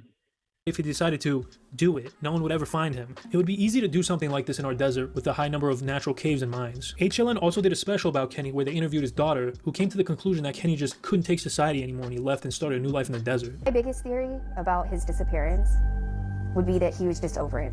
I'm done. I'm gonna go find a new life and just dropping everything. The only thing that's suspicious about his girlfriend's comment is that she didn't even address anything about like the hidden cave or Area 51 or anything like that, which I thought was weird. Because she didn't even believe him. She figured the dude was like depressed. He wanted to unalive himself and wanted to do something epic to like end it all. You know, some people think that his family members were coerced by the government to say this stuff, you know, to get people off the trail, which I don't know, man. What do you guys think? Also, R.I.P. Kenny, you were an absolute legend. Hitogata is a lost Japanese commercial. It supposedly features 2 white characters standing in front of train tracks while a creepy sound plays. And they just Here's a they weren't recreation gonna that somebody like made on feed YouTube. it.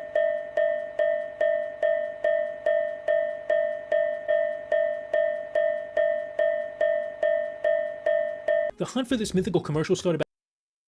Is that a commercial? Is that like a warning? Like, don't freaking stand on the tracks?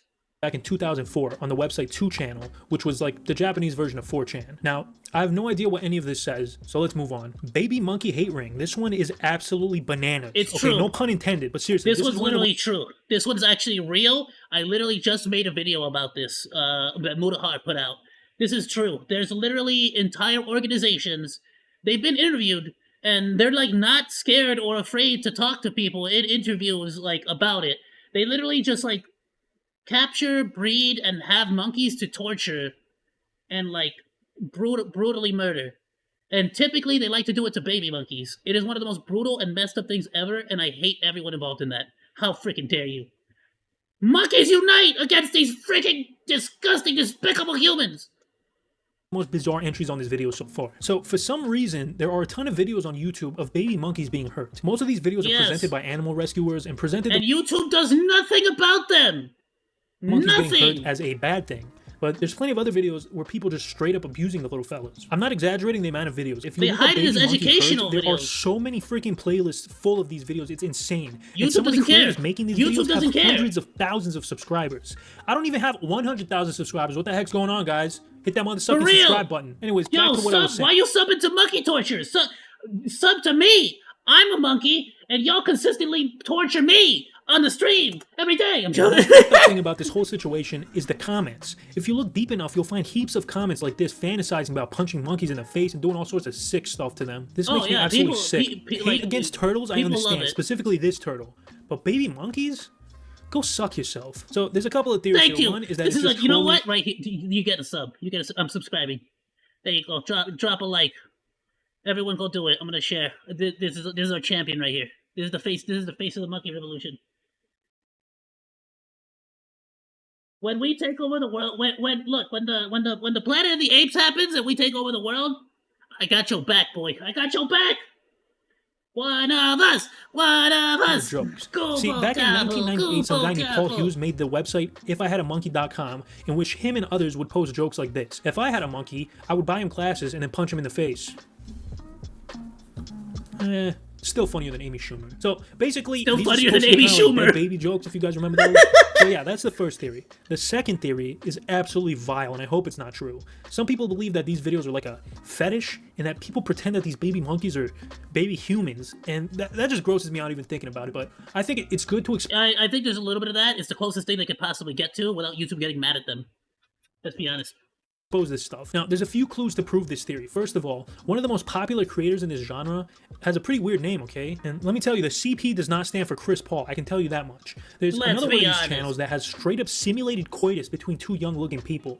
And to make matters even worse, some of these videos, they're even simulating something that rhymes with rape. Like, look at this thumbnail, bro. The girl with the underwear in her ankles and the guy with his pants down. What the heck? 1.6 million views? And it's not even age-restricted? Alright, I just want to point that out. And YouTube just lets it happen! Now, I can't even say queef more than 3 times in a video without getting age restricted, but somehow this video is perfectly fine for all audiences. Now, I'm not saying it's because it has millions upon millions of subscribers with thousands upon thousands of views that makes YouTube billions upon billions of dollars, but YouTube... Hello? No, non-consensual coitus. That's Hello? Cool. And the theory goes even deeper than what I've talked about. Now, I've mentioned before in other entries that people can hide secret messages in the actual files of videos and images, and people think that there's some sick stuff hidden inside the files of these videos, like passwords or like invites to weird chat rooms and things of that nature. And whatever it is, it can't be good. If you want to know more on this topic, check out Alec Armruster's video called YouTube's Monkey Problem, where I got most of the info for this part from. Kate Yup. So we've all seen the links mukbang YouTubers are willing to go to for views. I mean, you have Nikocado Avocado, with whom it's hard to tell how much of his personality is fake for views and how much... No, literally all of it is. He's a very normal dude IRL. I've never met him personally, is what I'm saying. But if you actually like have been watching Nikocado Avocado like for a long time, because like I'm not saying I'm like an OG, but I've been on YouTube like religiously since like 2015, like actively making content, and then before that I've been on YouTube just as like a watcher. But Nikocado Avocado was actually a very like decent, grounded, but down to earth person. But you got to understand, at the time, this was the viral content. You go crazy, you go wild, and that's what actually gets you, like the views. So it's like 90% of it is a personality, an exaggerated personality. Let's be honest. Hey, how's it going? It's me, just me. Okay. I thought I was gonna read it as Miyoki. Miyoki, Annie, are you okay? Are you okay? Are you okay, Annie? Is genuine mental decline. Another mukbang YouTuber by the name of Kate Yup has a kind of similar vibe going on. The Kate Yup channel features videos of a blindfolded French girl eating disgusting amounts of raw seafood. What you mean disgusting, bro? That's sushi right there. Let's go! Now, bro, she living the life. These videos are absolutely bizarre. She said sashimi, bro. I need a sushi piece I could fit in my whole mouth. even weirder than the average mukbang video, which is already weird in and of itself. Kate's videos in particular have a very weird vibe to them. I feel like I'm using the word weird too much, but anyways, it gets even stranger than the surface level weirdness. Again, in one video, she can be seen sporting a pretty nasty bruise on her arm and another wound on her lip. In another video, you can hear— Oh, that's sad. What's up with that, though? Is she like, but I mean, to be fair, though, why are we just assuming this is something bad? She might be, like, renovating her house and freaking messed up her arm or something. a voice in the background whispering things to her like, hurry up, just eat fast. Oh, no, okay, that sounds like it's abuse, actually, though, now. Okay, never mind. Never mind!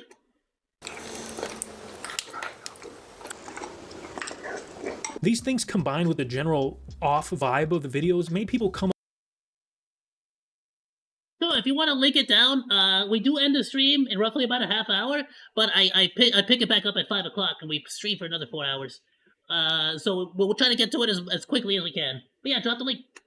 Up with all sorts of explanations, the most common of which being that Kate is kidnapped and being forced to make these videos in some kind of dungeon somewhere. She tried to dispel these rumors by following up with a video titled I Am Alive, and this video just turned everything up to 10. Throughout most of the videos, she has these annotations describing what she's eating. That don't help in this at all, man. particular video, 4 of these annotations start with a capital letter, and only 4. Hey, I'm still alive, my friends. You can see to my smile. Everything is okay for me. Look at me. Are you really thinking I'm forced to eat?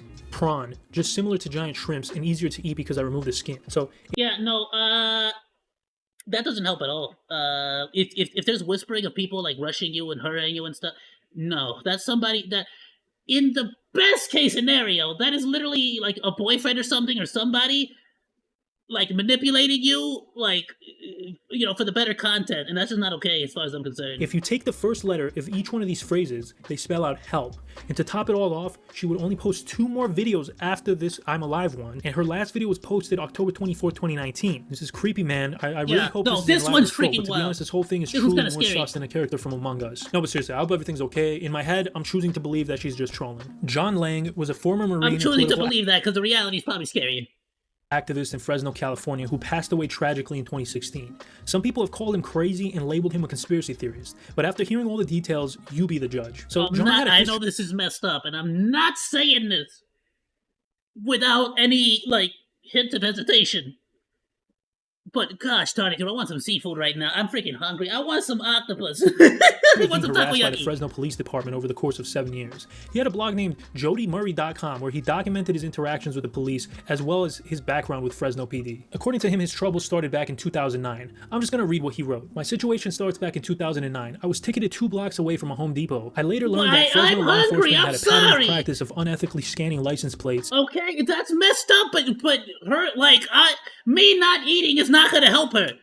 In private retail parking lots. They then pulled the unsuspecting drivers over a block or 2 away from said parking lots. This was meant to optimize ticket revenue at very minimal expense. Millions of dollars of revenue have been generated in this questionable manner by Fresno area law enforcement agencies, a pattern of practice that's still in use today. The added financial stress related to this incident crippled what was left of my marriage. I was devastated, angry, and upset. I thought the parking lot license plate scanning was abusive and simply designed as a revenue generating scheme. I voiced my opinion to the Fresno Bee, which is the local newspaper. I thought I was anonymous, but an employee named Jody Murray, remember the name of the blog is JodyMurray.com. So John really wanted to put this mother sucker on blast. Jody Murray was feeding a known sheriff sergeant website log data containing identifiable IP address information that Fresno law enforcement used to track down citizens who were posting comments critical of Fresno PD. Within weeks, I was tailed by undercover sheriff officers who were routinely waiting on the street near my home. Along with this website, John also had a YouTube channel. To be fair though, to be completely, utterly, and like entirely fair, there's been many verifiable accounts of like police departments working together to effectively like keep a secret, harass people. I mean, there's literally that famous case where 3 police officers, like 1 police officer, a lady police officer, was like banging every police officer male in the entire precinct. She literally just had all the male police there, like run a train on her at the office. And that was a real verifiable like case that happened. They all got fired, obviously.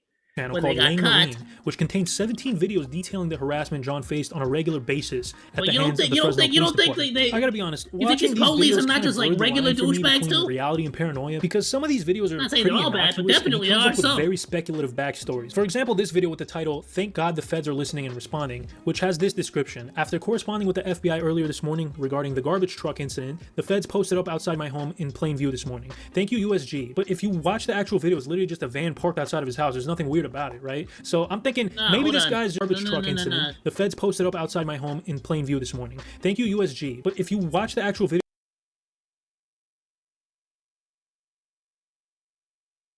I'll be fair.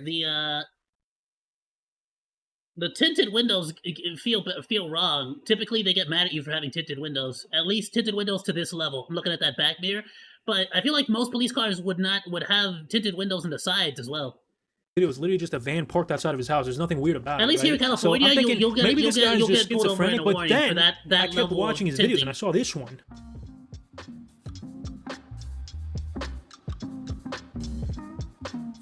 Oh, come on. Yeah, I was gonna say, because like that level of tinting is typically illegal. That's like a freaking $100,000 wild. camera recording his house. Yeah, he it also is. has videos of cop cars stopping Yeah, in it front of is. his house briefly and then driving off, people suspiciously walking by and looking into his yard. There was this video of a group of police officers posted up right across the street from him, which looks like an intimidation tactic to me. Yeah, Like, it this is is. the type of shit gangs Yeah, do. Then it in another is. video, his security camera picks up somebody sneaking onto his property at 4:45 a.m. So at this point, I'm in complete conspiracy mode, okay? Let's go back to the video with the minivan I was just talking about. Right after the van video, the next day, he posted another video titled "Carpet Cleaning Van 656 Van Ness Avenue, Fresno, California today." The video itself was footage of a carpet cleaning van parked right outside his house. On the surface level, it doesn't seem out of the ordinary, but then I realized these motherfuckers don't look like they're cleaning carpets. But that's not the interesting part. Yeah, the interesting no. part is the description of this video. If I turn up missing That's not the proper attire to wear when you go to clean a carpet, obviously. or dead tomorrow, remember this van. I think I've seen a couple of guys sneak out of the side door into the building when it was parked in the carport this afternoon. He would also go on to make this post on his blog titled, "An Open Letter to US DOJ and the FBI." In it, he would claim that Fresno law enforcement was trying to set him up on a bogus charge involving inappropriate videos of children. Then he ominously ends the post with this sentence, "And with this letter, I have for certain signed my death warrant with Fresno LE." Then on top of the blog post, he would also make a Facebook post directed at local journalist named Corin Hoggard, who works for ABC 30. "Corin, you want some news? Corrupt Fresno cops are going to try and kill me this weekend, possibly tonight. This is not a joke." Now, I think you know where I'm going with this. A few days after that Facebook post, John would lose his life. His body was found in his home, which had burned down. The Fresno coroner's office stated that the cause of death was inhalation of smoke and soot due to fire. Oh, and he also had 3 stab wounds in his chest, so that's a pretty important detail. Now, I'm no expert or anything, but I think, if someone were to decide to take their own lives, they wouldn't stab themselves in the chest 3 times and then burn their house down. But hey, what do I... Dude, the Fresno police, I don't care. The Fresno police executed that dude. The Fresno police executed that dude and wanted to cover up any and all evidence, thinking that burning all those videos on his hard drives and stuff would have worked. Nah, son. The most mysterious metal song. The frick is this?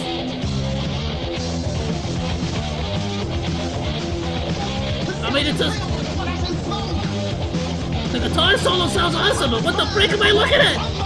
It's the most mysterious metal song.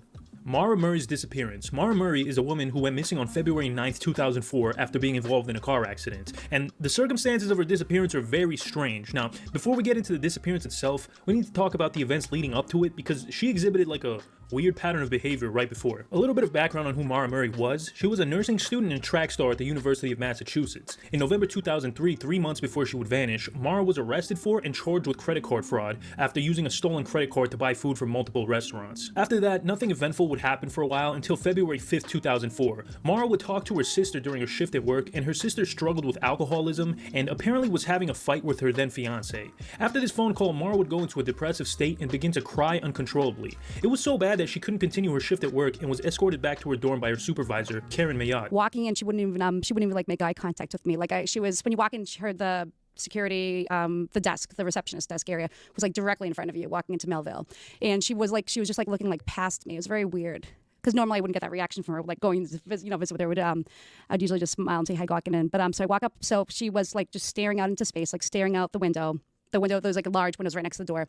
And So at that point, I was totally concerned just from that primary reaction from her. I wasn't sure what to say next to her, like start a conversation, because I'm not an expert in like the psychology of I knew she was extremely upset. I knew something was going on.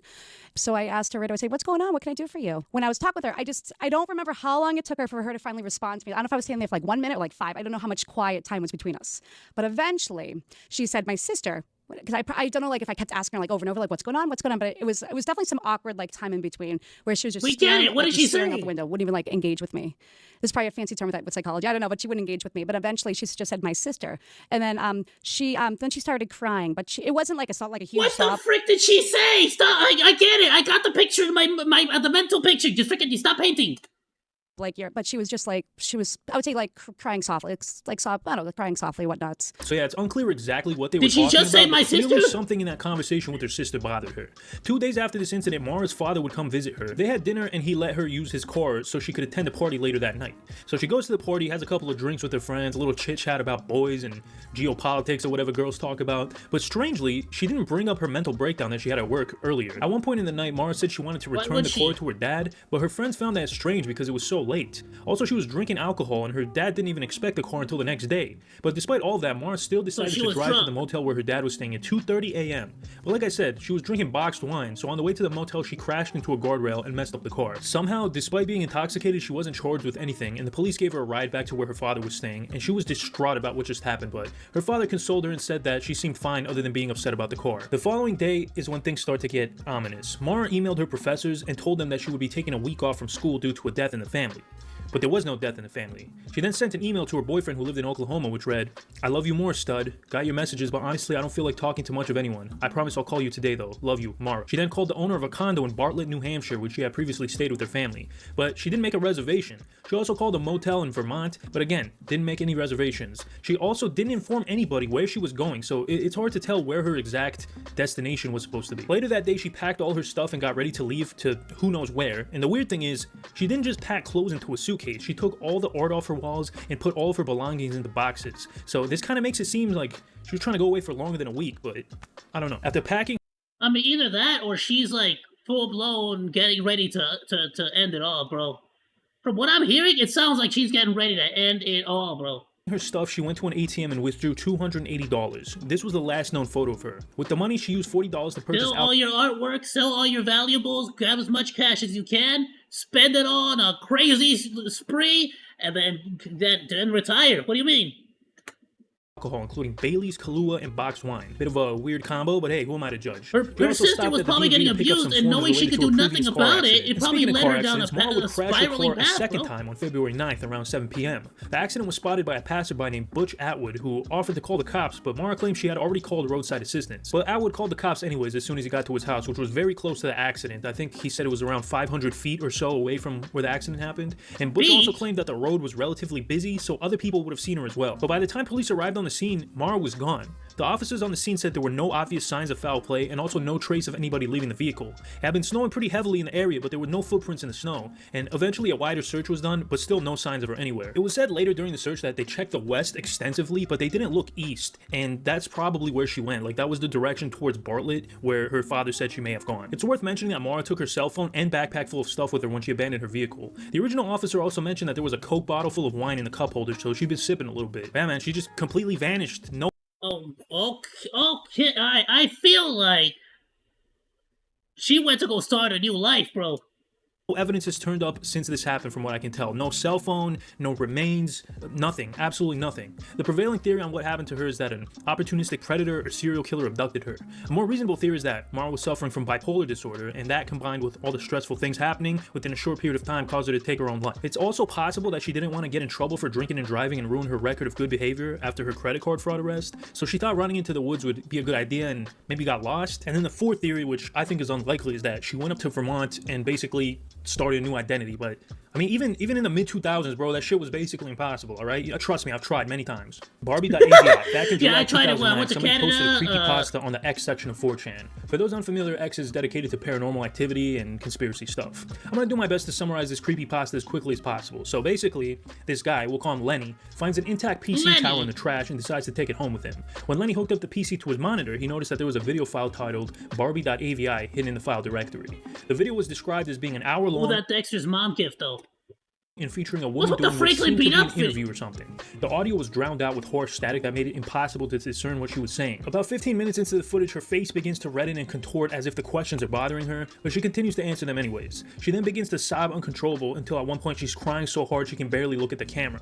The screen then fades to black, and after about 2 minutes of nothing, there was more footage which depicted what looked like train tracks. Lenny then got rock hard as he recognized the train tracks from a video and decided to investigate. So just like every other dumb character in a creepypasta does, Lenny goes to the train tracks and eventually stumbles upon a trail which leads him to an old abandoned house in a rusty shed. So he makes the genius decision to go inside the house and see what was in there.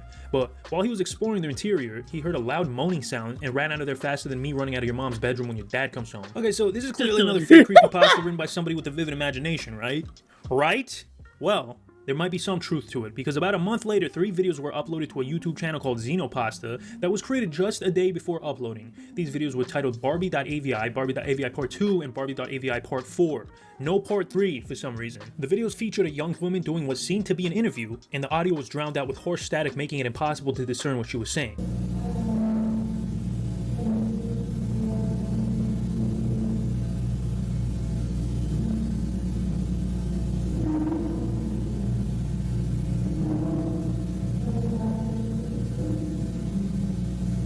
You can also see that as the interview or whatever it is goes on, she seems to be visibly uncomfortable at some points. So the videos match up pretty clearly with what was described in the creepypasta. Well, flip me upside down, cover me in peanut butter, and punch me in the face. I think we've come across the first real-life creepypasta, ladies and gentlemen. The first actually creepy creepypasta. I don't know why, but for some reason, the fact that it goes from Part 2 to Part 4 makes it way creepier for me. I can't explain why. It just makes it more ominous. Well, that's like the whole thing of you're more scared of the things of the unknown.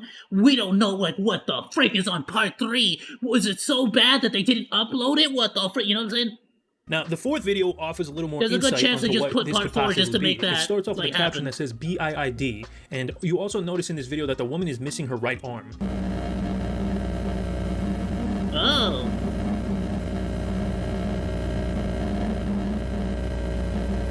This led some people to come to the conclusion that this was a snuff film or something and somebody cut the girl's hand off. But other smarter people were able to deduce that BIID stands for Body Integrity Identity Disorder, which is a mental disorder in which a person thinks that part of their body doesn't belong there, and they often remove the unwanted body part. So you can come to the conclusion that this woman cut off her arm because she was suffering from BIID, and she was being interviewed by somebody to get a better understanding of the disorder, either for a medical journal or a documentary. That actually makes it creepier, so that does though. shed a little bit of light on the situation, but everything I said is purely speculative.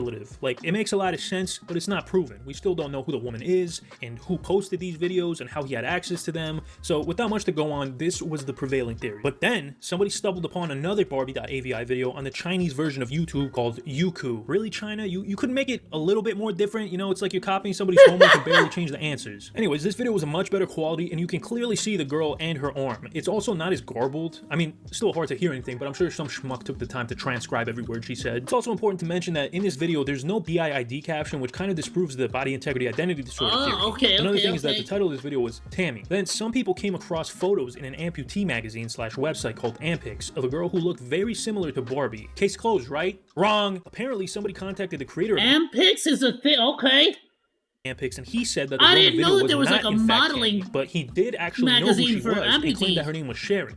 Now, in my personal opinion, I'm not going to trust a dude that runs an amputee magazine. Amputee magazine founders are notorious scumbags, almost as bad as used hot tub salesmen. I think that's Tammy, but who freaking knows, man? Port Mine is an abandoned mercury mine in northern Nevada that was used back in the 1800s. I'm not sure if you're familiar with working conditions in the 1800s, but they were not good, okay? They didn't have workers' comp. If you lost both your arms on the job, you better swing that pick with your feet or starve to death, buddy. These motherfuckers never even heard the phrase workplace safety. That being said, this was a mercury mine, so I'm sure none of them made it past 30. What I'm trying to say is that a lot of people perish in this mine, unfortunately, probably. Approximately 150 years after its heyday, this mine would still be accessible to modern-day schmucks who have a weird hobby of spelunking, aka exploring caves and mines. One spelunker in particular, the owner of the Exploring Abandoned Mines and Unusual Places YouTube channel, posted a video of himself exploring the Horton Mine. Creepiest mine tunnels I've ever been in, just because of how dilapidated it is and all these chains hanging down from the overhead, and there's a shot looking down the tunnel. Okay, here's a shot looking back towards the entrance. I'm a little bit further in. Bro, this looks like the entrance to heck. Like, the only thing you need is, skulls tied to the bottom of those chains. Let's be honest. That's freaking wild! Oh, I'm sorry. I this might be creepy, but it looks so cool to me. I love stuff like this. I watch all those, abandoned building YouTubers and stuff. looking down the tunnel here.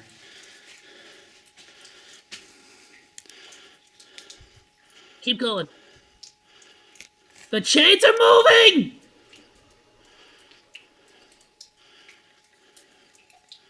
One, two, Freddy's coming for you. Don't know if you can see that in the video or not. I mean, to be honest with you, I'd be surprised if the creepy abandoned mine wasn't haunted. Now, when I first saw this... True, right. Also, to be fair, though, caves are well known for having, like, pretty powerful gusts of wind running through them. It just makes sense. It's logical, but... I was thinking that the guy went and swung the chain himself and then got back into position, and that's what I'm going to choose to believe, to keep myself sane. Also, I want to mention, this guy must have balls the size of pumpkins to go into an abandoned mine by himself like that. Anyways, after this video got posted to YouTube, it went pretty viral. The video was even featured on the Science Channel, a fact which the channel owner I kind of want people to go further in. After the video got a ton of attention, Frank, the channel's owner, was egged on by the community to go back to the haunted mine. And a year later, he would cave and go back to the mine by himself. He would detail his exploration in a follow-up video titled Important Mine, follow-up exploration of a creepy ghost-filled mine. And everything's going pretty good, the whole video is pretty calm. He's just talking about mining and stuff, and then things get a bit, well, I'll just show you. And, okay, here's a final parting shot of the end of the Horton Tunnel. And, why don't you go over there? There's the ore pass with all the cascading water, and, what the fuck is that?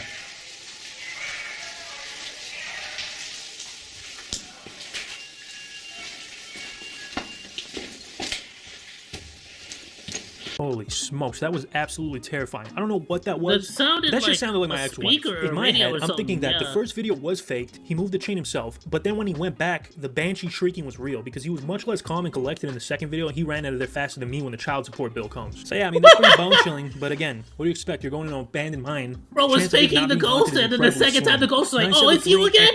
Let's go. 973. So if you look at this closely, it spells the human backwards, and if you go to their website, you're going to be greeted with a bunch of bizarre stuff. So I went in blind without reading anything about it. All right, going into this completely blind. Let's see. So I see the word. Okay, this is creepy. I don't know if I like this. Okay, what the fuck? What is this? I am that I am. That is a verse from the Bible. Jesus says this when he asked, "Who are you?" He says, "I am that I am." Okay, this is giving me the heebie-jeebies. I see a lot of numerology, a lot of letters, a lot of numbers. Reminds me of algebra, and that terrifies me. All right. Seriously though. If I see an imaginary number in here, dude, I'm gonna shit my pants.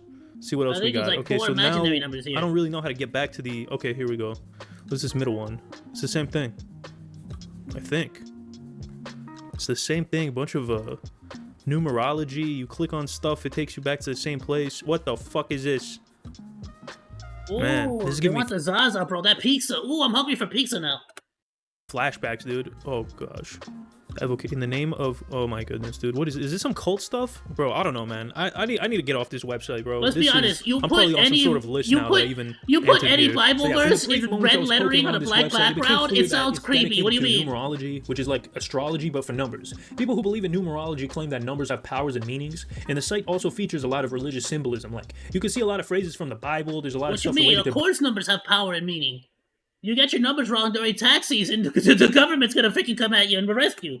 Buddhism and Egyptian mythology as well. There's also a bunch of weird images here that are pretty unsettling, to me at least. I also found an online forum dedicated to the subject, and some of the posts here are more disturbing than the website itself. Hello everyone, I will be frank. I spent at least 5 years studying this website and spent a lot of hours guiding myself through this maze. I can tell you the results, but it's dangerous. There is a side effect that affected me in a strange way. David Dennison, the creator of the site, was more than just a mathematician, linguist, artist, and occultist, but someone that is very versed in alchemy. The site is a puzzle and a maze, a series of dead ends, and one path to navigate through it. Yet the ironic part of it is one of those puzzles where you start at the beginning only to end up at the beginning. The only exception is that you have the key to the puzzle, which was right there in front of you the whole time. It makes perfect sense. I won't post the result here only because it works too well. I am happy to answer any questions in pertains to this site, but if you want to know that— Yeah, the moment you say you're not gonna post the answer, I call BS. You didn't figure it out. You're just saying this to try to like go. You didn't answer it. You didn't solve anything. It's BS. Answer: I will not be accountable for any side effects that come after. Epiphany seeks the devoted. Fuck you. You didn't have the answer. Yeah,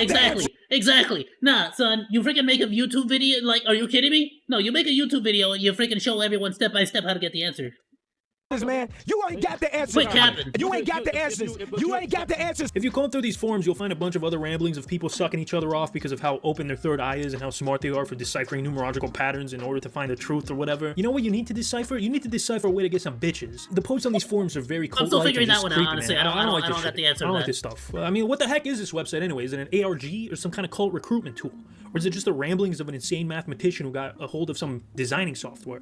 Well, I don't know for sure, but I think I can provide a little bit of insight. People were able to find out that the website's domain was registered to David Dennison, a British artist. Eternal greetings, people of Oh, who would have thought it was another artist? Welcome to the station.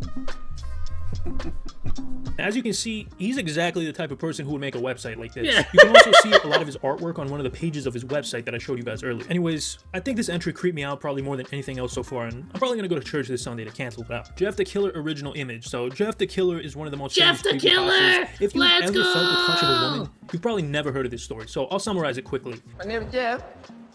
Okay, no, seriously, here it is. The story starts off with a kid who woke up in the middle of the night and saw that his door was opened. When he goes to close it, he sees a terrifying looking man who told him to go to sleep. The creepypasta was also accompanied with this photo. Hi, sisters! Anyways, this horrendous looking fellow then attacked the kid with a knife, and somehow the kid fights off the crazed lunatic killer long enough for the neighbors to call the police, and then Jeff runs away and the police weren't able to find him. By the way, I highly recommend you guys go check out the original Jeff the Killer. Also, somehow this kid, was able to take a picture of Jeff at the same exact time that Jeff was trying to murder him. He got away and they called the cops. Story. It's actually hilarious how badly written it is. I wouldn't be surprised if this was written by a 12-year-old. Like, how the fuck does a dude who looked like this escape with a face like that, alright? He sticks out like a sore thumb. If I was walking down the street and I saw this guy minding his own business, eating frozen yogurt or something, I'm calling the police, bro. I'm not just gonna keep that to myself. The story is then followed up by an origin story for Jeff. He was a normal kid like you or me. He moved to a new neighborhood with his family and immediately started getting bullied by a group of kids. One day these kids stole his brother's wallet, so Jeff pulled some John Wick shit and beat all three of the bullies up, breaking one of their arms. Then a few weeks later, Jeff's mom forced him to go to one of the bullies' parties to make amends. And then, I shit you not, the bullies pull out guns and hold the entire party hostage so that they could beat up Jeff without anyone stepping in. These are like 14-year-old upper middle class kids doing this. Anyways, they eventually pin Jeff down and dump alcohol. Middle school, bro. Middle school difficult. Light it on fire, and then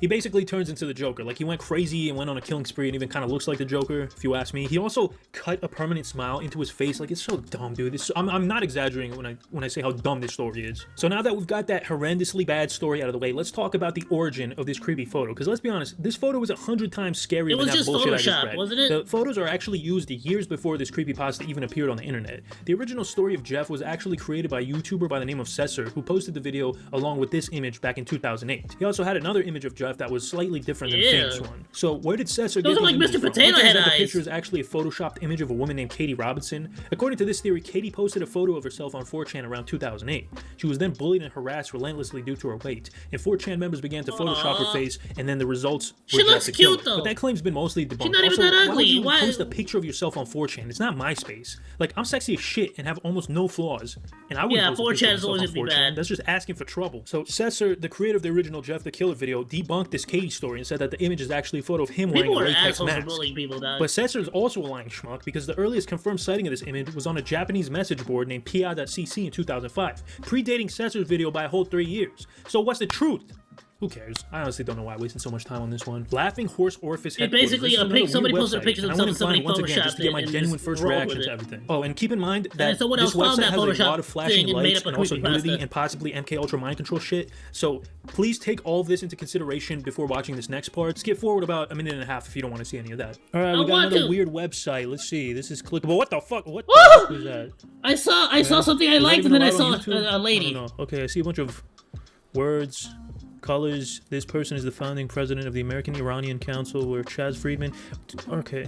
This website is literally just some edgy kid's freaking like experiment here. This just gives you freaking like horrible freaking like seizures is what it's doing. What does this mean, man? It's a lot of text and it's cut off too. So the weird thing is that it's cut off. Yeah, it's a bunch of BS. So I'm guessing there's like hidden things. There we go. Prince Andrew. Okay. Oh. What the heck? Who's this guy?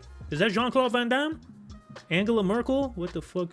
Dude, this website is like, it knows things.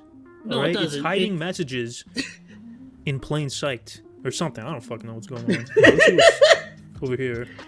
Oh, it's just some edgelord. That looks like a woman in a pantsuit. What? Smoking a blunt. Illuminati with the smiley face though. The message is now part of and registered in your subconscious mind. Oh, it's the one dude from the Power Rangers. Hear or think. That's Mr. House from Fallout. What the fuck is this? That's As you can Mr. see, House the from website Fallout. contains a lot of references to conspiracies and things of that nature. Everything about this is so bizarre. It starts off pretty innocuous looking like a regular shitty website, but you notice right away that things are off in the homepage. These entries are all gibberish. Acts of embryo, owners of a local ballot sources acting. What the fuck is this, man? It makes even less sense than when my girlfriend gets mad at me for emotionally manipulating her, whatever that means. But yeah, this website itself is like an iceberg. It starts off simple, and the deeper you go, the weirder it gets. And you're constantly seeing more and more stuff as you focus on the pages. There's so many random names and conspiracies and things that are seemingly random and make no sense at all. There's text hidden everywhere in multiple different languages, and if you look hard enough, you can even find contact information for politicians and other influential people. Like, you can spend hours upon hours combing through this website while you slowly descend into insanity. I don't want to spend a lot of time on this entry. Somebody has a lot of time. I'm gonna wake up in on their Russia with no hands. memory of my past life with an M4 in my hand, standing on top of the ashes of what used to be a rural Russian village as I hear the screams of the residents in the background. Ruth Price. That's Ruth very Price was the woman who specific. placed a call to 911 sometime in the 80s about a guy who was snooping around her house. Here's a clip of the call. This is Ruth Price of 3877. What's the problem, ma'am? Oh, well, there's some guy been checking the place out. How? Well, he went in the back. I have an apartment in the back, and he said he was looking for a guy. And he comes to my door. And, yes? And said he's looking for an apartment. So I live alone, and I'm an old lady. Where is he now, ma'am? I don't have no idea.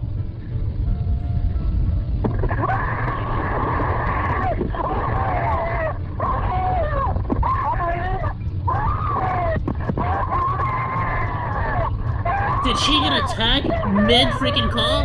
Well, that was chilling.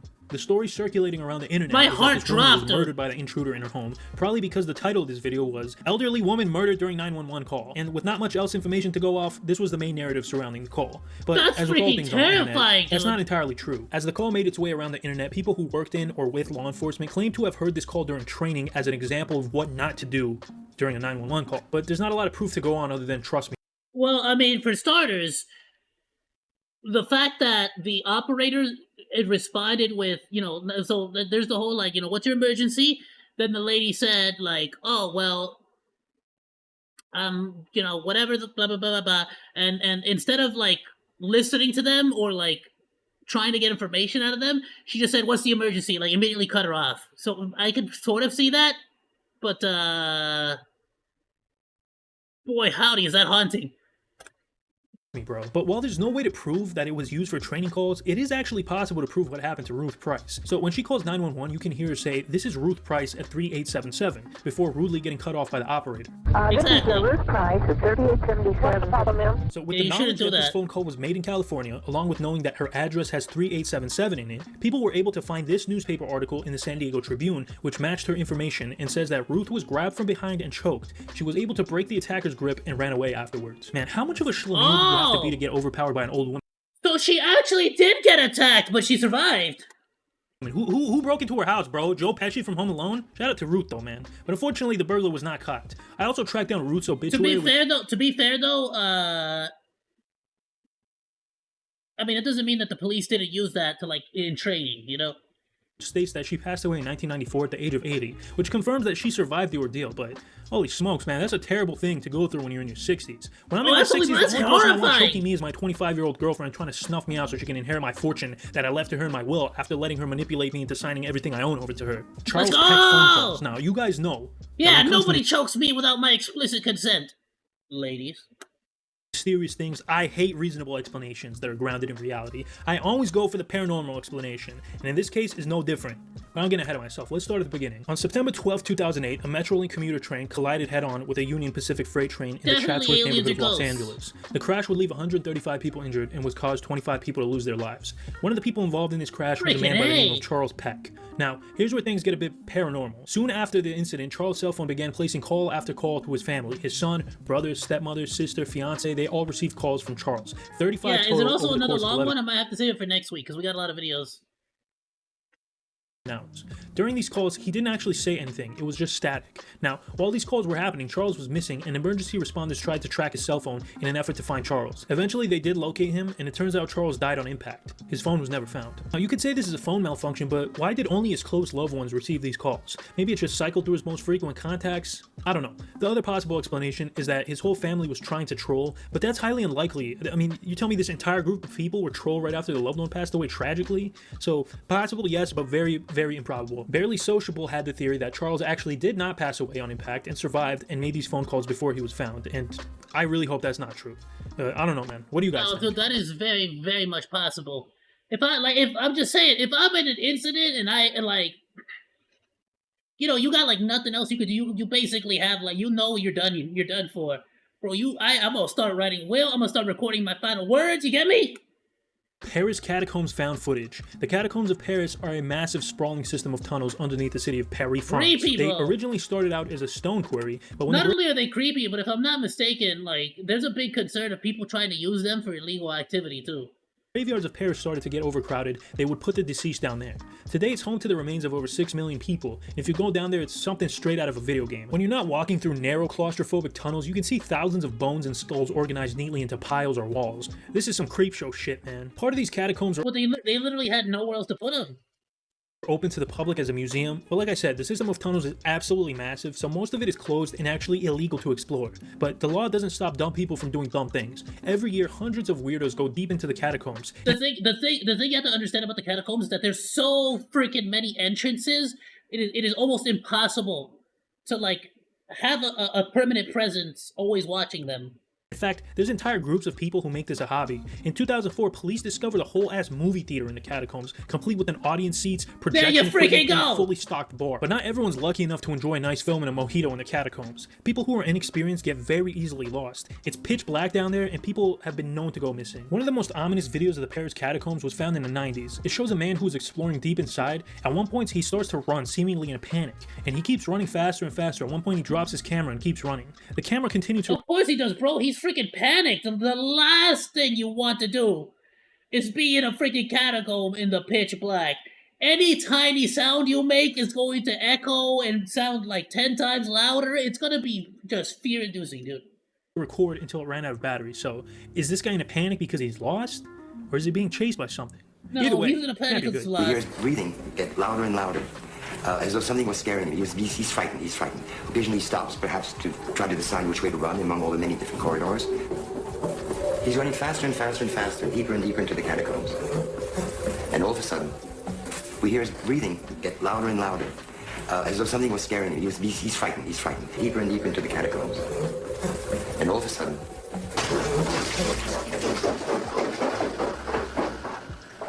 Now, this video's first appearance was in a show called The Scariest Places on Earth. The episode featured film director Francis Friedman attempting to find out what happened to the unknown man behind the camera. I think I saw this on the tape. This figure, with the arms outstretched, the legs outstretched. I love how everyone's just like, what happened to him? How did we get the footage?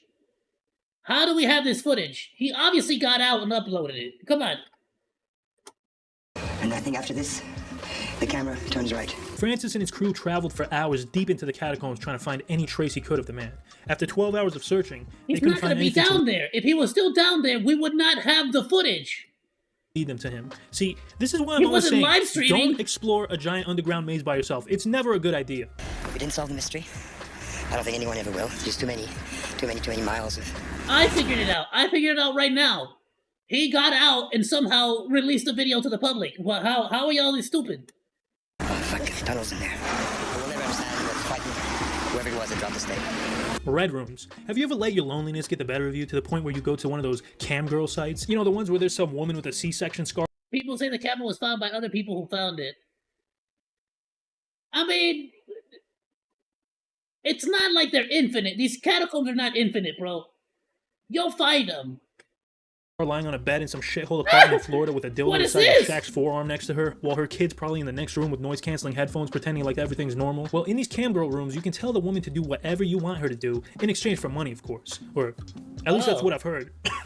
So a red room operates similarly to a camgirl show. The difference being that instead of a girl with a GED pretending she's into you for money, it's a person strapped to a chair being tortured. Essentially, red rooms are a live stream of a person who was kidnapped and trapped in a room. Viewers can pay money in the form of cryptocurrency to decide how this person is going to be treated or if they get to live or not. Obviously, this isn't something you can look up on Bing.com. This is some deep web stuff. But a lot of people don't know if these red rooms are real or just an urban legend. You know, if you do a little bit of research, you always hear stories about people. I'm sure this has happened. I'm just saying. It might be that there's not any more. It might be that there's not some, but it for sure has happened.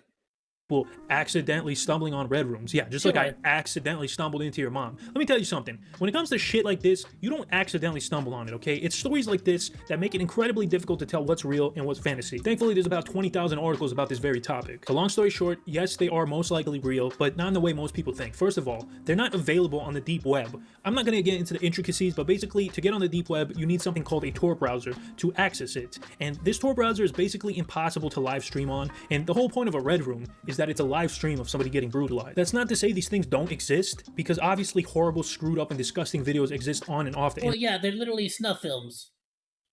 But these things aren't just widely available on the deep web. It's most likely secret websites that you need an invite and a background check to access, like secret exclusive clubs that only a few people with a sick fetish and a lot of money know about. It's Squid Game shit, man. It's basically Squid Game shit. October 28, 2011.com. If you try to go to this website now, you're not gonna find anything because the website was taken down for unknown reasons in 2015. This is another strange website with hidden things, just like the other ones we've covered so far. And just like the other ones, I'm going in blind, baby. Okay, so since the website doesn't exist anymore, I'm going to be using the Wayback Machine. And interestingly enough, the date October 28th, 2011 wasn't actually archived. You would think that if they were going to archive this page on any date, it would be that one. But that's okay, that's fine. I'm going to pick October 7th since that's the biggest circle. So here's, you see this tunnel, I don't know, bro, just a bunch of nonsensical stuff. You click here, it's a picture of Schrodinger's cat. For some reason, all right. There's also some music. Seriously, what the frick is the point of this? This is straight up just a Schrodinger's cat thing. You guys can hear that. Is the cat alive or not alive? Yeah, just all around creepy vibe. I don't like it. I don't like this. It's like every other. Are you starting to feel it? Are you feeling it now, Mr. Krabs? It's just, you know, stupid philosophical bullshit. Let's see here. What's over here? Isn't it weird how every single super conspiracy needs to be full of a bunch of philosophy BS that nobody really understands because nobody actually reads a philosophy book? They just sort of take quotes from it. All right, show me the record. What the fudge is this, dude? Hurt my derp. Oh my, and it downloaded something? What the heck, dude? That's weird, man. Okay, let's see what. I'm definitely not gonna accept that download, bro. Get the heck out of here. Okay, so when you get here, you can see like a step-by-step process on how to do something. I'm not exactly sure what it is, but hey, what the fuck is this, bro? Is that blackface? Yes, it is. Oh my goodness. On top of all the creepy shit, the website's also racist. You know what? I refuse to go any further. So yeah, as you can see, it's pretty cryptic, pretty ominous, pretty dubious, just like the other weird-ass websites. I mean, there's not much left to say, man. I barely have any sanity left, and I'm not going to use it to do a deep dive on this website. Let's move on. Mariana's Web. So you've probably heard of Mariana's Trench, and in case you're unfamiliar, it's the deepest part of the ocean. And let me tell you, this bad boy is deep, okay? It's deeper than those 2 a.m. conversations with the fellas after a couple of brewskis. This area has been... Bro, it's deeper than the OnlyFans model's cavity, bro. Like, come on. Largely unexplored, and the deepest parts of it are impossible to reach with today's technology. Mariana's Web follows this concept in that some areas... Absolutely BS. James Cameron did it. He freaking loves going down there, bro. He freaking loves that place. It's really cool down there. It's like nothing but ash and like very little bits of debris.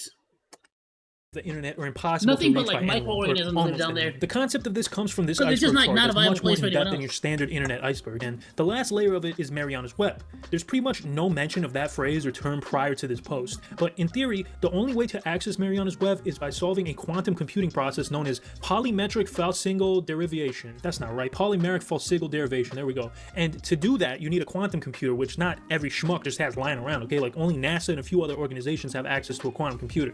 And supposedly, If you're able to do that and access all of Mariana's web stuff, you can find all sorts of juicy stuff like historical archives, government secrets, Obama's last name, and the location of my dad. Well, guys, that's about all I have left. Let me know in the comments what you guys think. And if you enjoyed this video, that milk, please, bro. What do you mean? Please don't forget what to do you mean? He's not at Walmart. And also, He's trying to get that this milk. is going to be 2 parts. Okay, I originally intended for it to be 1 part, but I quickly realized that that was not going to happen with the time constraints that I have. So yeah, please turn notifications on so you guys know when part 2 comes out, because YouTube recommendations are notoriously unreliable for that kind of stuff. And please make sure to check me out on all other social media. Everything's in the description of this video. Also, I have a Patreon now. If you feel like you haven't wasted enough money in your life, please feel free to donate. Speaking of Patreon, shout out to Omicron420, Zane Stevens, Spurgalicious Asshat, Zazafi, and the rest of you beautiful mother suckers for keeping this channel running. You know, I have a Patreon. I never really used it. Y'all let me know if you want me to do Patreon or do what's that other freaking one?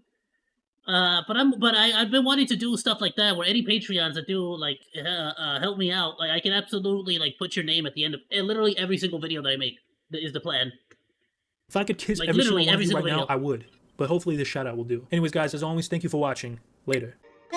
Absolutely amazing, amazing, amazing video makers. Please go and check it out. I dropped the link in the Discord. Let's see here. Thank you so much, Primates, for watching this all the way to the end. Also, be sure to like, comment, and subscribe, as well as hit the little bell for a rainbow explosion that will go ahead and notify you every single time we go live or put out new content. Thank you so much, goodbye, and thanks for swinging by.